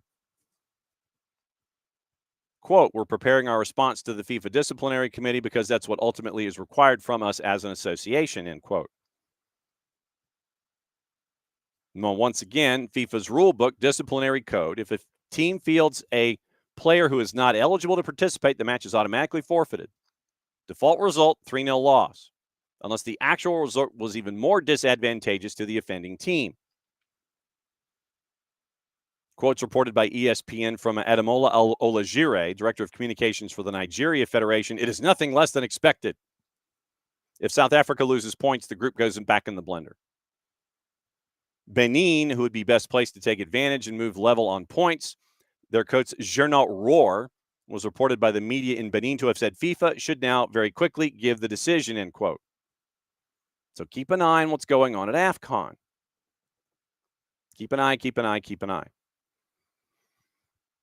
Once again, quick reminder, Chris Nugent, head coach for Chattanooga FC, set to join us within the half hour to preview Chattanooga FC and Atlanta United 2 from their perspective as they get ready to head down I-75, head to the Fraction tonight for the matchup. Big for both teams, and to be in a matchup where Chattanooga FC is in the hashtag gaggle of folks that are trying to get home field advantage and get to pick, or if you're fourth, you get whoever's left over. Then that's what Chattanooga FC is chasing right now. Atlanta United 2 with a match in hand, trying to get closer to going into the playoffs. Once again, 4 points out, 3 matches to go, 2 of them against Chattanooga FC today and on decision day, October 5th. So that's what you're staring at when it comes to the activity today. Like I said, Chris Nugent set to join us within the half hour. The Guardian refuting what we were talking about with Adam Crafton. They're not planning 64-team men's finals despite the summit that happened. They're not planning to expand. They're not planning to. But we will see. Carabao Cup, Chelsea survived yesterday. Lincoln City actually had a 1-0 lead. And then Chelsea comes back to win 2-1. And then Arne Slot was mad when Liverpool beat Southampton 2-1 yesterday. Hugo Ekitike, who scored in the 85th minute to give them the lead, took off his jersey, got a yellow card, and since that was his second yellow, he was out the door, and Liverpool had to survive the final 5 minutes with 10 men. Because remember, in a Gummy Bear Cup, you go straight to the shootout after 90 minutes if you're tied. Straight to shootout. 4th League Cup final in 5 years is what Liverpool is chasing. 6th late winner in a 7-game winning sequence. Once again, Ekitike gets that second yellow. He gets to miss the visit to Crystal Palace on Saturday as a consequence of a dismissal.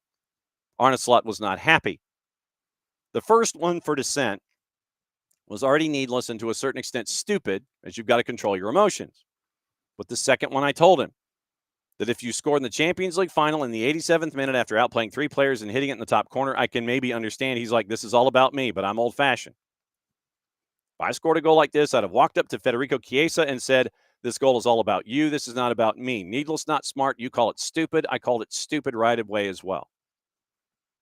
Ekitike apologized on Instagram. And Arne Slot stuck to his promise of fielding a completely different lineup to the one that won the Merseyside Derby back on Saturday. And you now have an injury concern with one of the young players, debutant Giovanni Leone. And news came out on Leone this morning, actually. And so the fears of Leone and an ACL long-term injury may see them enter the January market looking for a new defender. So keep an eye out for that. But Leone partnered with Joe Gomez. Gomez's first appearance since a £26 million summer move from Parma for Leone. 18-year-old's knee gave way, tumbled off the pitch late on, immediate fears of the ACL. MRI set for today. Isak could have had a goal in his first 46 seconds. First-minute exchange with Jones and Chiesa and Alex McCarthy. McCarthy blocking Isak's goal-bound shot. No Liverpool onslaught. Southampton took the game to them. Adam Armstrong got a save on Mamardashvili after a 1-2 with Ryan Manning. Southampton should have taken the lead. They did not. 5 minutes remaining was when they did get that final goal from Ekitike and made their way into the next round. So what happened yesterday? Where is it? EFL Cup results. So let's see. Yesterday, elsewhere, we have 4 matches today that we'll give you juice boxes for coming up in a little bit. But yesterday, Liverpool wins 2-1 at a -400. Brighton wins 6-0 at Barnsley as a -370. Cardiff with the big upset yesterday at a +286, 2-1 over Burnley. Fulham, big favorite, a -1,000 over Cambridge United, 1-0. Chelsea at a -500 beat Lincoln City 2-1. Wickham over Wigan at Wigan at a +209, 2-0. Wolves over Everton at the Molineux 2-0 at a +194. And then Wrexham beat Reading, sorry, Jess, at a -167, 2-0. So that sends them forward. Next match is today in the EFL Cup. And there's a boatload of stuff going on today. I'll run down kind of the list and let you know what it looks like. Huddersfield hosting Manchester City. Manchester City's at a -500. Newcastle hosting Bradford City at a -833. Bradford City's a +1864. Spurs and Doncaster Rovers. Spurs are a -526. Rovers a +1214. All those are at 245. 3 o'clock, Port Vale hosting Arsenal at a +2028 in the composite. Arsenal is at a -1000. So that's your numbers today. And so Bradford chasing Newcastle. Be careful what you wish for. You will end up getting that. So you have that stuff to look at today. You've got those matchups. Like I said, we'll get into what to watch, where to watch it, how to watch it coming up in a bit. Let's see. Looks like, according to the Telegraph, Fabio Paratici is going to keep his role at Spurs after a settlement agreement with Italian prosecutors over the capital gains case that was taking over Italian football 4 years ago. Paratici remains a consultant to Spurs. Telegraph understands there's been no change in his contracted consultancy agreement. He will continue to work with the club in the same role he's occupied since resigning from his job as managing director of football after being banned from working within the sport. This is from Matt Law at the Telegraph. Ban expired in July. Paratici has now entered into a settlement agreement over the Plus Valenza proceedings with Juve. Acceptance of an 18-month suspended prison sentence, no admission or finding of guilt or acceptance of liability. Spurs have not commented on the agreement. Sources close to Paratici stress acceptance of the suspended prison sentence was made purely to reach the quickest possible settlement that allows him to focus on his career in football, put the Juve case behind him. Sanctioned for his role in alleged accounting irregularities involving transfers at Juve. Remember, we talked with Nick about this all in 2021 and in 2022. We went through all of this stuff with Plus Valenza with Nick. The case claimed the Paratici claimed it was claimed that Paratici's role, the pronouns were odd for Matt Law. Paratici's role, it was claimed his part was an alleged failure to properly account for the value of capital gains arising from player exchanges with other clubs, resulting in the report of reduced losses. He wasn't a board member, wasn't in charge of accounting matters. Main change, he always acted in accordance with the rules. Talks likely be held in the coming weeks over whether or not Paratici resumes a full-time position at Spurs, continuing to be a 1099er. Initially appointed by and worked closely with Daniel Levy, suggestions that his departure, meaning Levy's, could mean that Paratici would stop working there as well. Levy's exit thought not to impact his future, understood to have a good working relationship, meaning Paratici with Tottenham CEO Vinay Venkatesham and TD Johan Langa. So keep an eye on that one. Let's see. What else am I missing here? I'm touring the papers. We'll get into what to watch, where to watch it, how to watch it. And there's a boatload of stuff. There is a boatload of stuff to watch today. So if you are in your device heaven, make sure that you have multiple devices posted and up and running. The batteries are okay. We'll start in college. Europa League kicks off today. We'll get into those matchups. Wednesday, college, 4 men's matches. Looks like it's the American, the Pac-2, the B1G, Oregon State and Stanford, ACC extra 10 o'clock. And you got Radford, VMI, Marshall, VCU, San Jose State, Davis, and Oregon State and Stanford. That's the men's side. Women's side, you've got a decent number of matches. It is A10, it is Northeast, it is Metro Atlantic Athletic. You have Big East, Missouri Valley, Creighton and Villanova, Oregon State and Pepperdine's at 6 on the women's side. North Carolina, Notre Dame is on the ACC network at 6 o'clock. High Point and Upstate, Presbyterian, Gardner Webb at 7. Longwood and Radford, DePaul and Butler. Loyola Marymount and San Francisco is at 9. West Virginia BYU is at 9.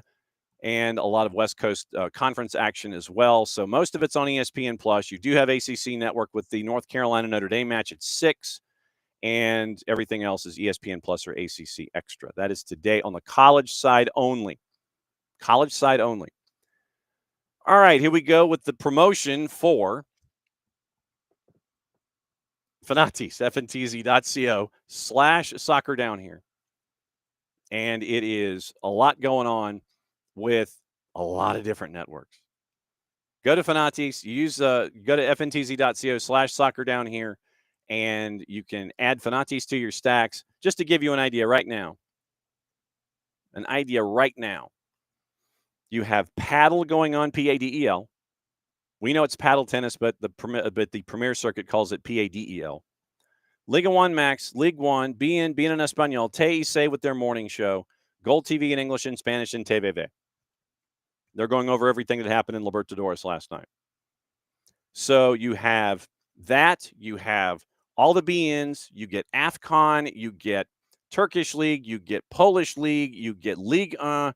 You get Uruguay and Portugal on Gold TV with our buddy Nino Torres, and we'll catch up with him tomorrow.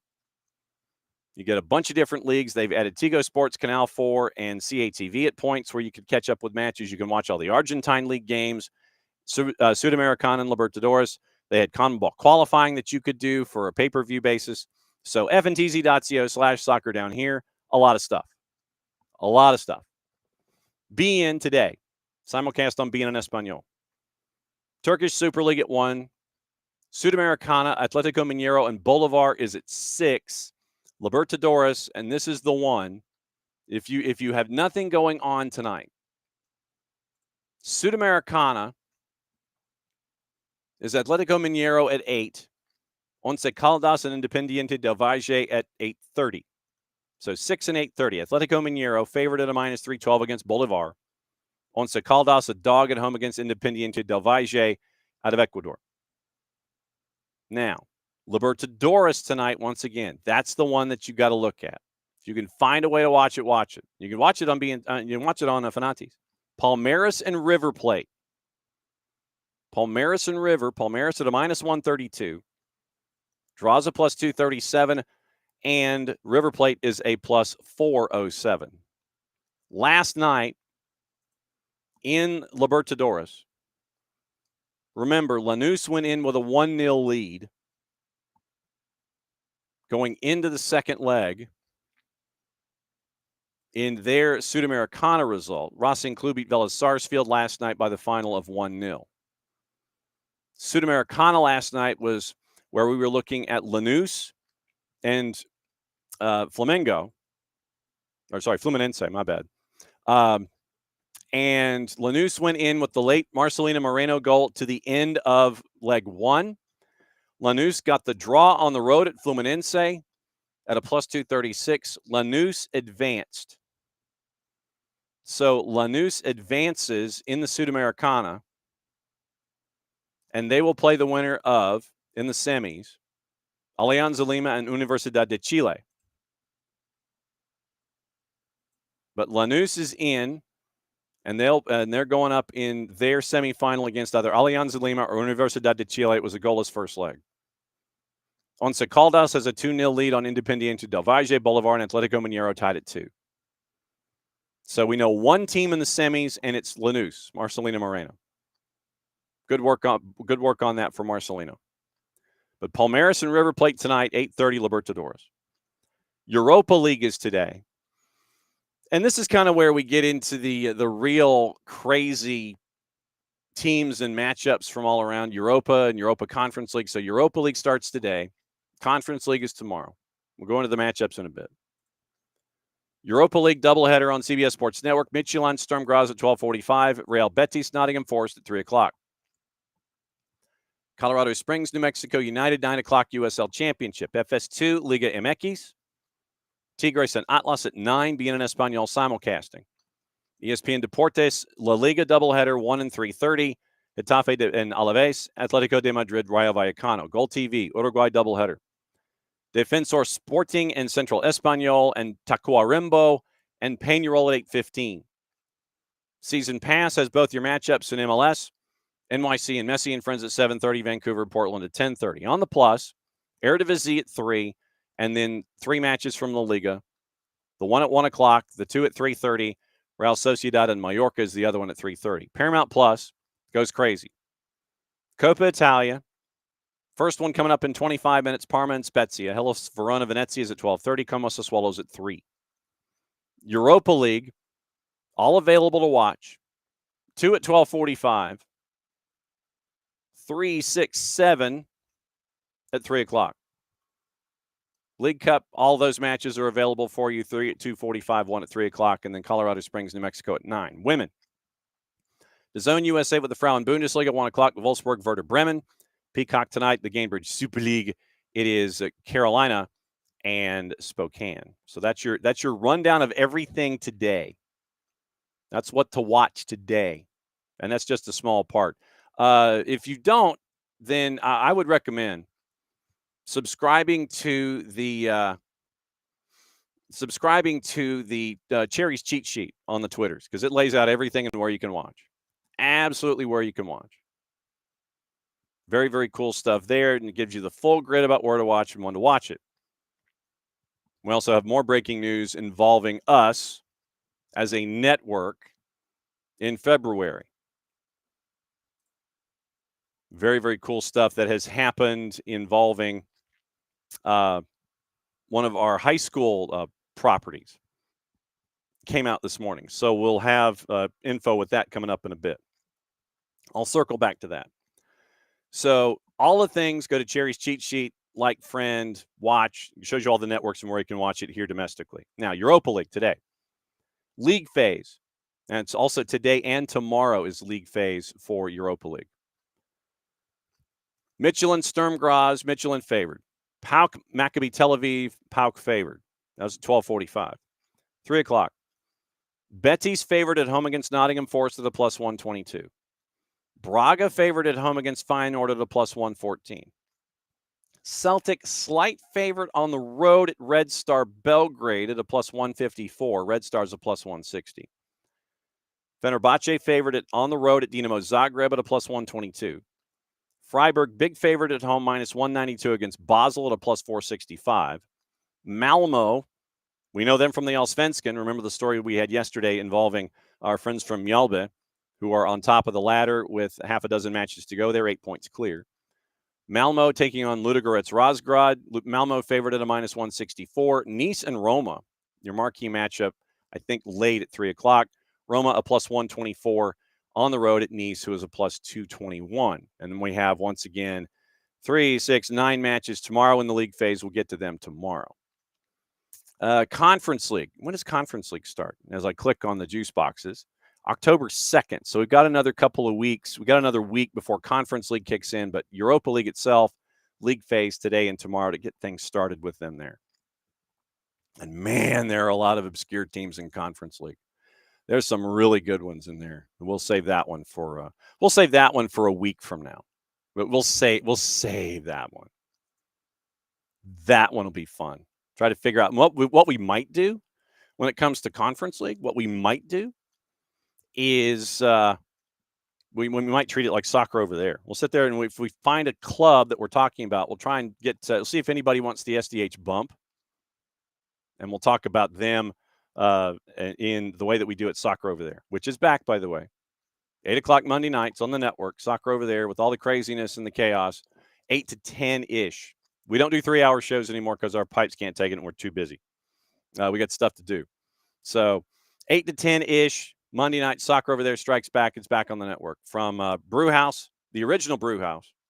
And if you missed the announcement early this morning at 8 o'clock, Brew House 2 is going to be at the Soto Project, the South Downtown Project. That was announced this morning. So let me get into the breaking news, the developing story from the high school game. Gives me a chance to do this for the second time this morning.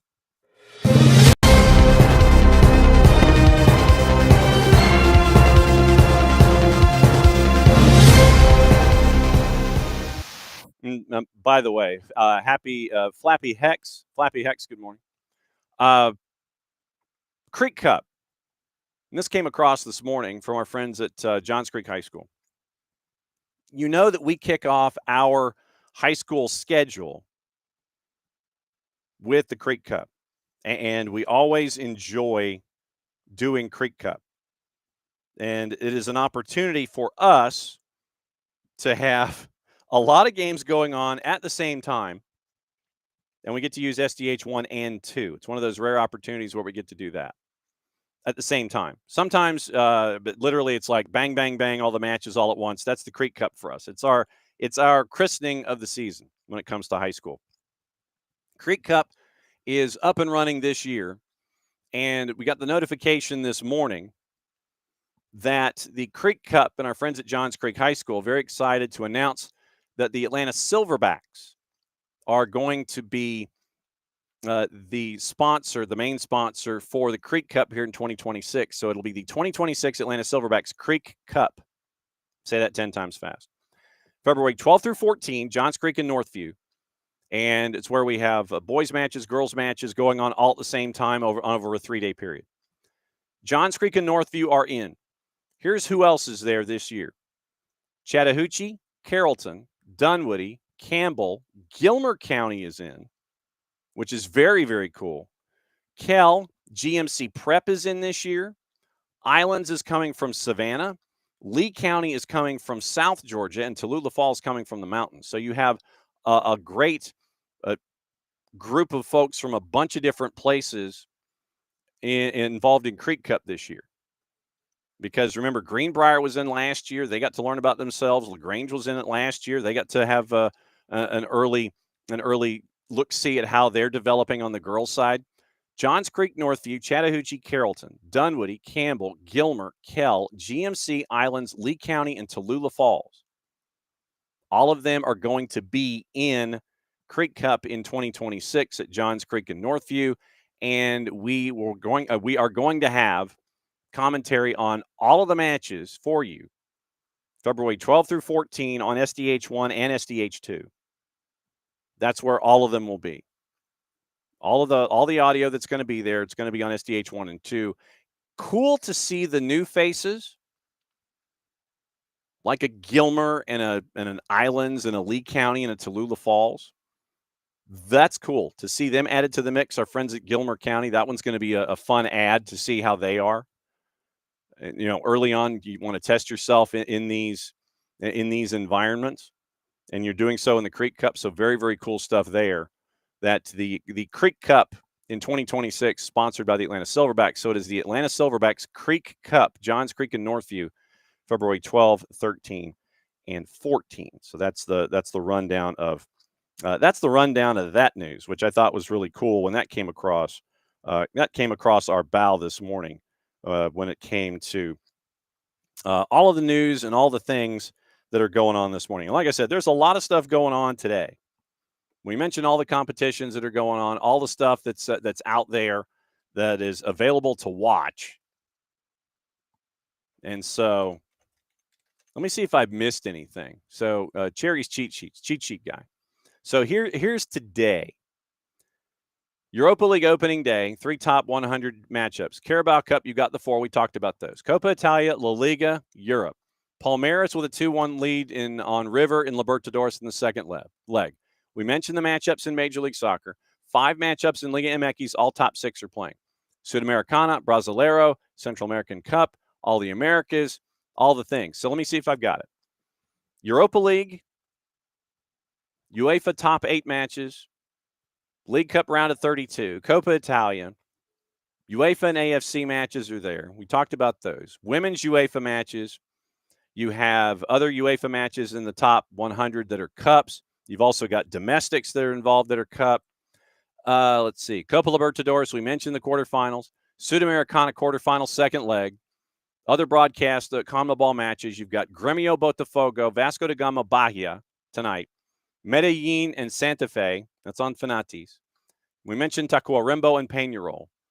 Deportivo Pasto and America de Cali in Colombia. That's on Fanatis as well. The 2 in MLS. The 5 from Liga MX. Plaza Amador and Real España on Fox Soccer Plus and YouTube in the Central American Cup quarterfinals. Celaju and San Miguelito is on YouTube tonight. Winners to the CONCACAF Champions extravaganza and losers play for 2 spots. And then you have also on the board Carolina Ascent and Spokane Velocity, the 2s in Chattanooga FC, Universidad, O&M, and Mocha on Fox Soccer Plus, Colorado Springs and New Mexico United, we mentioned that, and then on CATV, Alianza and Cahuatique at 9 o'clock. We said there was a lot. Literally, there's a lot. And Cherry's cheat sheet puts that together for us. We look at Soccer America, I'm not going to lie. We do look at Soccer America, and we get our base there, and then we go to the Cherry's cheat sheet. Morning, Lokeville.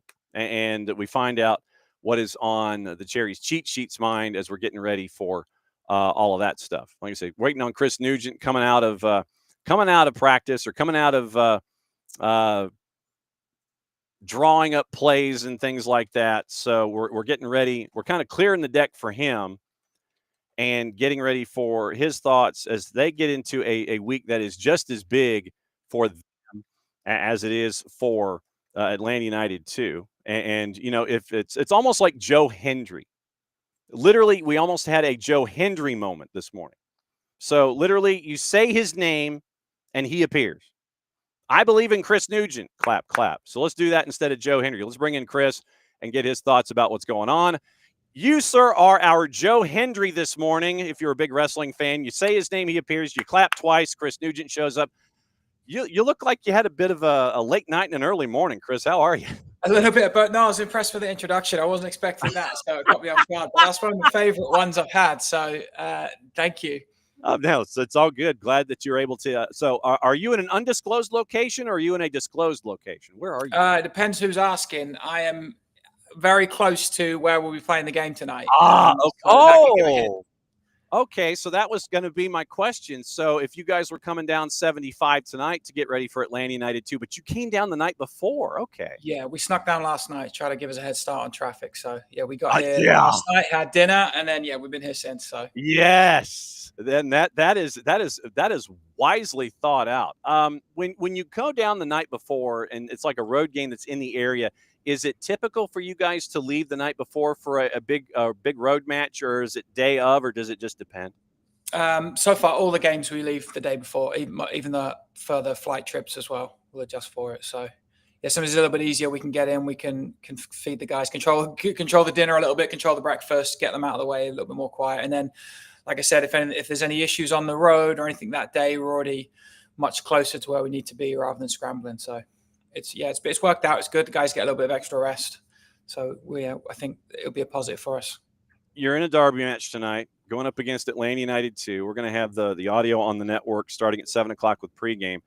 What has it been like getting ready for this one, knowing, and we went through all the machinations of the standings too, where it's important for both teams for different reasons. What has study hall been like getting ready for this one against Atlanta United 2? It's tough, obviously. So we've had such a condensed schedule recently of the quick turnaround in games playing Sunday night, of the emotional adjustments of a week ago not being in the playoffs and potentially needing certain results, and then that changing midweek when we didn't even do nothing. And then the remaining games we have and had are all against teams that are fighting for a playoff spot as well. So it's going to be competitive. It's always tough to prepare for Atlanta. They have a lot of rotation, in their squad of guys that are involved in the first team, involved in the two teams. So it can be difficult to plan because you never really know who you're going to get until that hour before kickoff. But the same with all the games, we can really control what we can control. So how we get ourselves set up, how we're prepared. And that's no different, really. It's just a little bit condensed. We've had less training sessions in between. And this week's more about recovery and preparation than it is really training and getting out there. Now, I was going to ask, with the schedule being what it is and you're getting close to the end of the season, how much monitoring do you do when it comes to, how much contact is there with the physios? Are they constantly in your ear looking at monitoring and, mileage and all this kind of stuff? How are those conversations as you get toward the end of the season with the physios to make sure that you've got everybody? Those are constant all throughout the year with our head of performance and the medical staff. It's always about trying to keep the players in the highest level of the highest condition possible for each game. And then knowing that obviously we have playoffs extend the season a little bit, it's a bit tough because we still need to be winning games and get ourselves as high as we can in the league. So it would be different if we were guaranteed one position and we couldn't move anywhere up or down. So it's really, what can we do to give us the best chance of winning? And sometimes if guys aren't as fresh as they need to be, they're not going to be the option for it. So it's a balance of results, performance, and then the physical conditioning of guys too. Did you anticipate the Eastern Conference to be this chaotic and locked down this late in the year? It was chaotic last year. The last day of the season, we could have finished in a variety. I think us and a ton of teams could have been anywhere from maybe 3rd down to 11th. So that was kind of the big thing at the start of the year. We knew we were going to have to try and rack up points early, and if we get a bit of a head start, and I still expect on the last day of this season it could be maybe I think 4 or 5 places for us, and then all the teams around us. So it shows how competitive the league is and how strong it is. It would be nice from my point to be locked in and out of the way and relaxing, but that's just not football, unfortunately. Yeah, you're in that chase group that we were talking about, where you have the first 3 teams, they're in the 50s and they're kind of off on their own. They're the lead pack, and then you're in that chaos that's there with Hunt City and the Fire, and you're all in that 4, 5, and 6 right now. What has it been like for you this season? Full season for you to implement what you're hunting for and what you want to do. What's it been like for you to be in charge this year?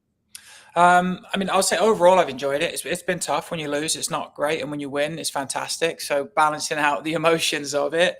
But we've got a great group of players. The club has continue to make huge strides as they've done continuously over the past. So I think having more of an identity of not just of who I want the team to be, but who the club wants us to be, and who we are together. We've got obviously the new building coming in. We've, I think, aligned the front office and the first team of who we are a little bit better. We've got more guys that we feel represent us. And I think we've seen that a little bit in terms of one style of play, but resiliency and the ability to sometimes get results. So I think it's been a positive for that. We've competed against very good teams. It has been a long season, and we've found ways of competing in different ways and still being up there in the conversation at this stage of the season. When you have the match that you have against Core at Findlay this past weekend, where there were chances late, and there was a chance, I want to say, at the edge of the 6 with, I think it was Marcus, who had the chance late to get a goal on the board, but you go straight to PKs, and it goes extras, and you lose at 6-5. What did you learn from that matchup? What positives are you taking from it, even though you lose in PKs and get 1 point instead of 2 or 3? Yeah, it's always the tough thing in this league is that bonus penalty point. And I think the harder part is emotionally you feel like you've lost the game because of it. When you're in a cup competition and the advancement is based on penalties, it feels a little bit different. So that emotion is still tied to it. I thought we played well. We created a good amount of chances. We made it difficult for them. I felt there was maybe one clear chance they had.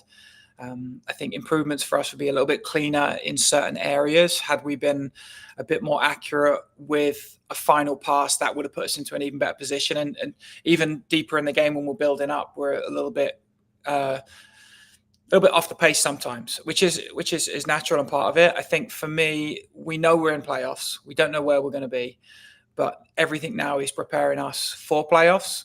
So that includes getting as high as we can and maybe getting a home seed, getting a chance to pick our opponent, or it irons out some of how we defend, how we attack, and makes it very difficult. We know we can win games on the road. So that's not a huge concern for us. We would love to be playing at home. That is our goal still. But we are preparing now for that final game of the season. So what we can do to get us in a better position, points wise, tactically wise, and even like player rhythm and fitness wise. And obviously, you get the reverse fixture of the chaos that's normally associated with the twos on decision day on the 5th. Chris Nugent, head coach of Chattanooga FC, hanging out with us from parts unknown as he gets ready for Atlanta United 2 and Chattanooga FC. But the unbeaten streak is now to 5 in regulation in 90 minutes. What have been some of the keys in this run to get you to this point with a handful of matches to go? What have been some of the keys in this unbeaten run at 5 to get you here? I think it's interesting because also we had the spell during the middle of the season where we didn't get really the clean wins, and I felt we were a little bit unlucky at times. And there was like you spoke about, there's one chance that maybe goes in, and now the game is different. So a little bit of luck sometimes in that you get in those moments is part of it. But also I think the resiliency of the guys, and no matter how difficult or hard the season or games get, they still continue to fight. We saw against Orlando, we concede in the 89th, 90th minute and then equalize right after and then go through and win a penalty. So that belief of the players that they can score, they can win at any moment of the game is there, whether it's set pieces, whether it's open play, whether it's a counter, whether it's through build up. So I think that I would attribute it to that is just we've fallen back again to who we are, and that's again, we're a difficult team to play. We can be creative with different ways of scoring, and the guys are together. You can see them fight. The cool thing, you go down at breakfast, and every day there's different groups sitting with each other. It's not just the same guys sitting on one table on the bus in the airport. It always changes. So I think that unity in the guys has helped form that resiliency, and that's been really important, especially in this running. Who is the club jokester? Who's the guy that drives you crazy with doing all the jokes at the breakfast buffet and places like that? Is there somebody who's far and away? I wouldn't say no. There's not really a big joke. I mean, a lot of the guys have some good banter and they'll do it, but I think normally at breakfast and in the hotels are a little bit more calm and controlled. A few guys are quite funny and you see their personality, but yeah, I don't think I'm going to name anyone. I wouldn't want to then lay down the challenge for someone else to take it. If I name one person, then someone else may feel upset that I didn't call them, and the next thing you know, someone's messing. Well, but you put the gauntlet down, so everybody gets the challenge to try to be funnier going forward. Yeah. Another couple of minutes with you real quick.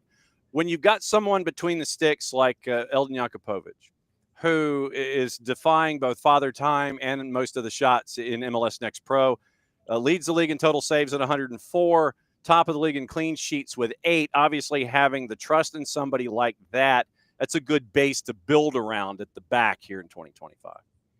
Yeah, definitely. And we know it's a high-scoring league. You can see that throughout the short years it's been around. So having someone assured, confident, and a leader back there is huge for us. And that was a huge thing that attracted us to having Eldon coming in. He'd trained with us before. He wasn't unknown to us. He lives in the area. We've seen him. He's been at training. We know of the level. I mean, even last year when he's jumping in, when he's working with the goalkeepers, you can see he can still play. So to have that there, that puts confidence in the rest of the team. His standards are very high. The way he drives the team during trainings, even that's probably why we don't have too many jokesters, because he's not going to allow that during breakfast. He's not. Well, he may be with a jokester himself as well, so I've got to give him some credit there. But having that overall leadership, the guys feel secure. They have someone who's been through the difficult moments all over the world in different levels. So that helps all of us kind of keep our standards going. And one of the other things that I think that is important these days in the sport is the context of time of possession and how much possession you have percentage-wise.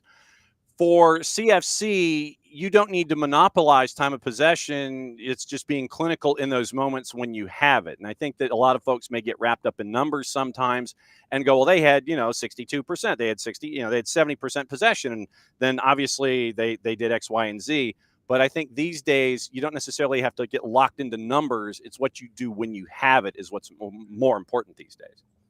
Yeah, definitely. It's about being efficient in different areas. And of course, I would like to have the ball a little bit more, I think, as well.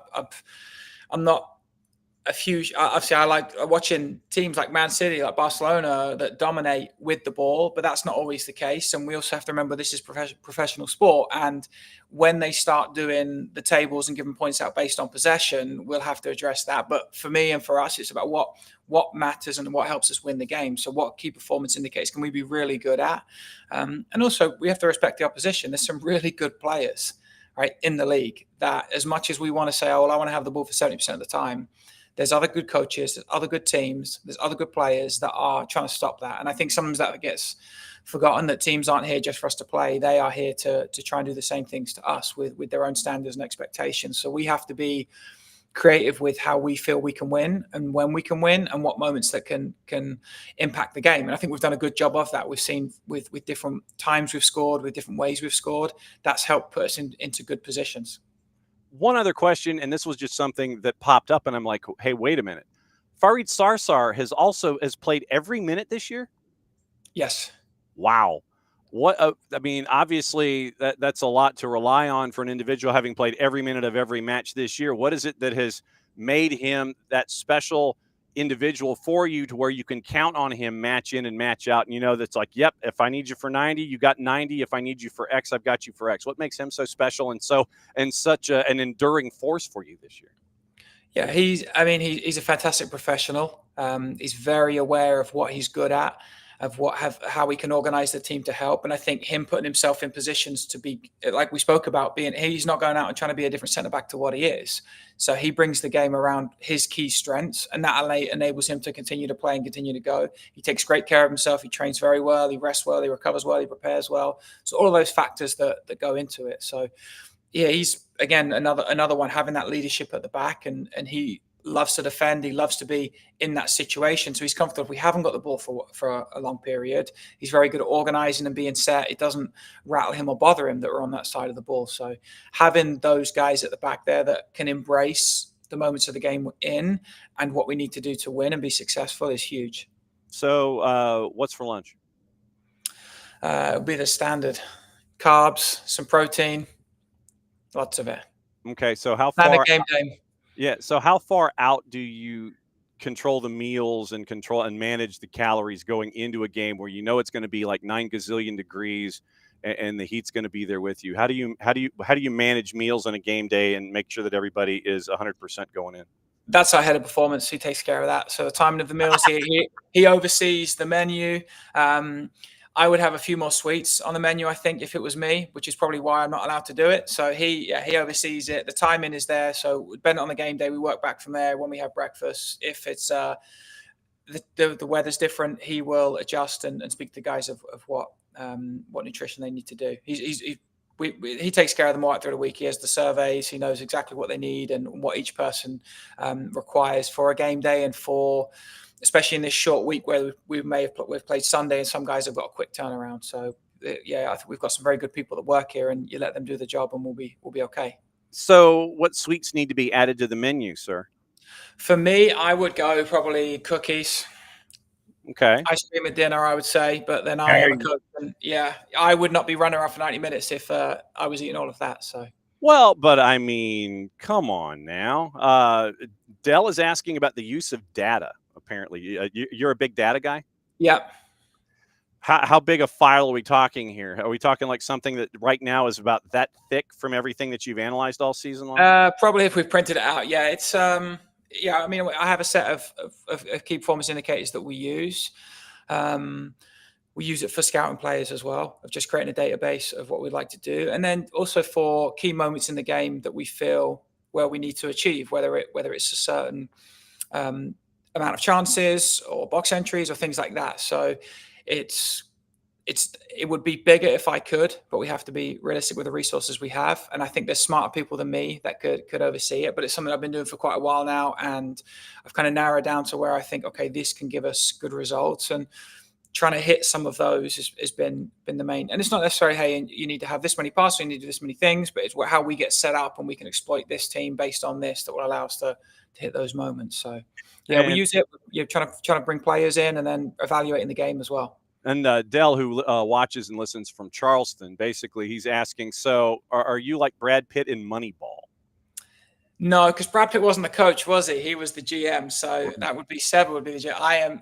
I'm not the coach that refused to play. You're not Art Howe. You're not the angry Philip Seymour Hoffman Art Howe. No, character. that's not me. No. So yeah, no, I embrace it. I've been interested in data for a long time now.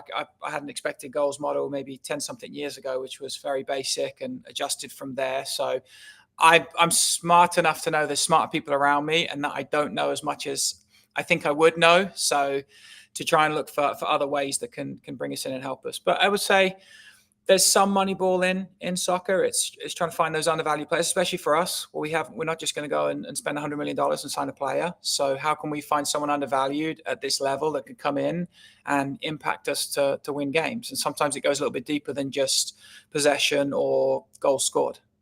And Dell also says it's going to have to check out Camberley. He used to live in Red Hill, Surrey, apparently. Okay. Yeah, there's not much in Camberley. I go back every Christmas. There's not a lot there. Not to knock it, but I wouldn't make a day out of it. But if you have a chance to drive through the high street, maybe. As always, it's great to see you, my friend, especially from parts unknown as you're getting ready for a derby match with Atlanta United 2. We will see you at the park tonight. And go enjoy your ice cream and your cookies, and just don't tell the physio that you're doing it. And what's your favorite ice cream, by the way? What's the go-to? I like coconut chip ice cream at the moment. That's my go-to. So yeah. Really? Yeah. I did not know they did coconut chip. Yeah, they do at Clumpy's in Chattanooga. So next time you're up in Chattanooga, you have to get to there by the bridge. Okay, yeah, and so obviously that goes into what you're doing, like, and living up there in Chattanooga. Like I said, we'll see you at the park tonight. Thanks for hanging out with us. I know I've got you into added time.